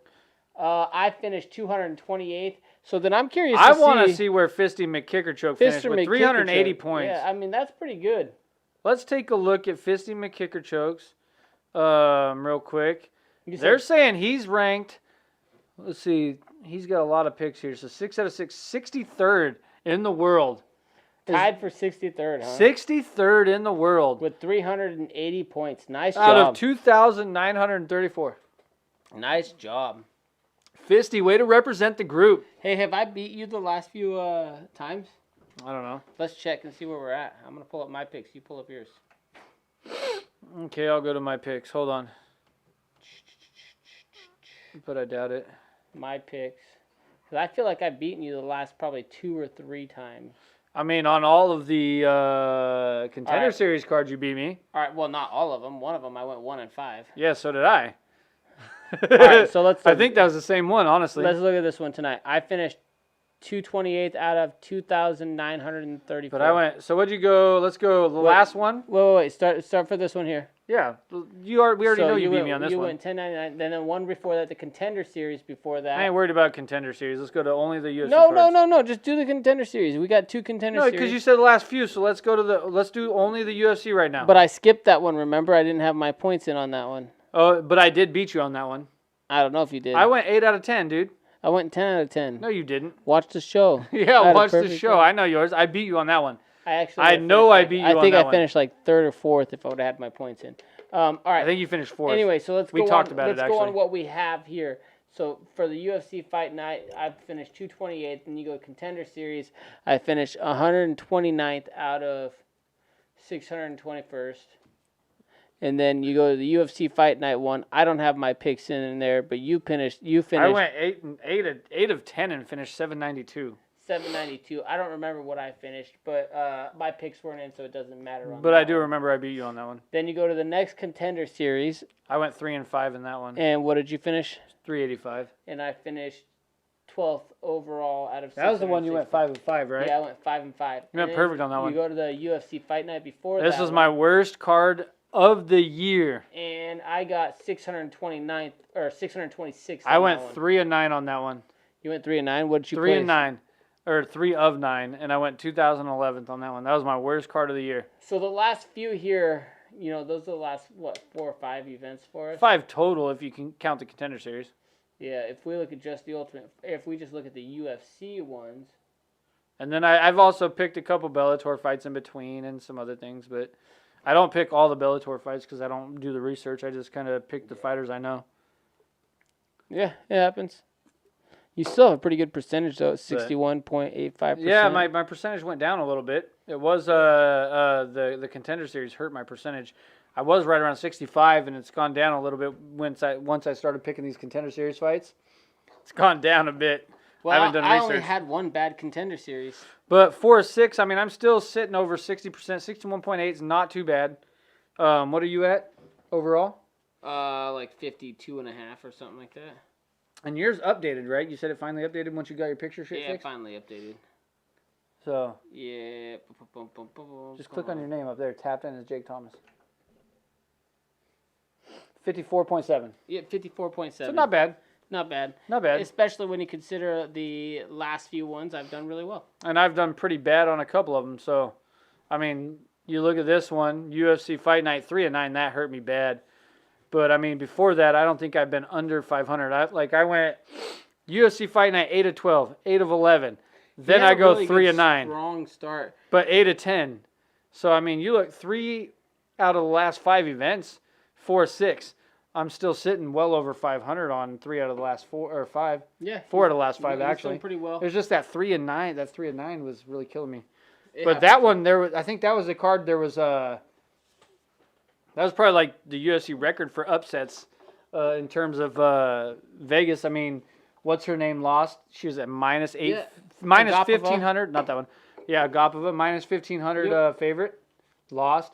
The other dude, Valiev, lost. He was like minus 850. So there was just a lot of people, and man. it was crazy because those were just wild fights where they dominated. Yeah, the whole first card round. was just crazy. Yeah, it was nuts. So, I mean, that kind of fucked me there. But other than that, I've been pretty solid in my picks. Yeah. You know what, though? It's been a good night. It's been a great night, Jake. I know you like this beer. Yeah, I've had fun with this beer. It's been a good Rogue time. Brewery, Newport, Oregon. This is a 6-hop IPA. And we've been watching UFC Vegas 9. Jake, you ready to crush these cans? Yeah, man. Let's Crush these cans. All right, guys. Thank you guys so much for tuning in and watching. We're out of here. Let's get out of here. Hey, check out our contest real quick. We'll post a link in the description. UFC, EA UFC 4. We're giving it away, man. As soon as we get to 500. We're giving away 2 copies. 2 copies. Dos. Soon as we get to 500 subscribers, guys. 5 copies. So like, comment, subscribe, share us with your friends. Help us get to 500 as soon as you can so we can give these games away. Yeah.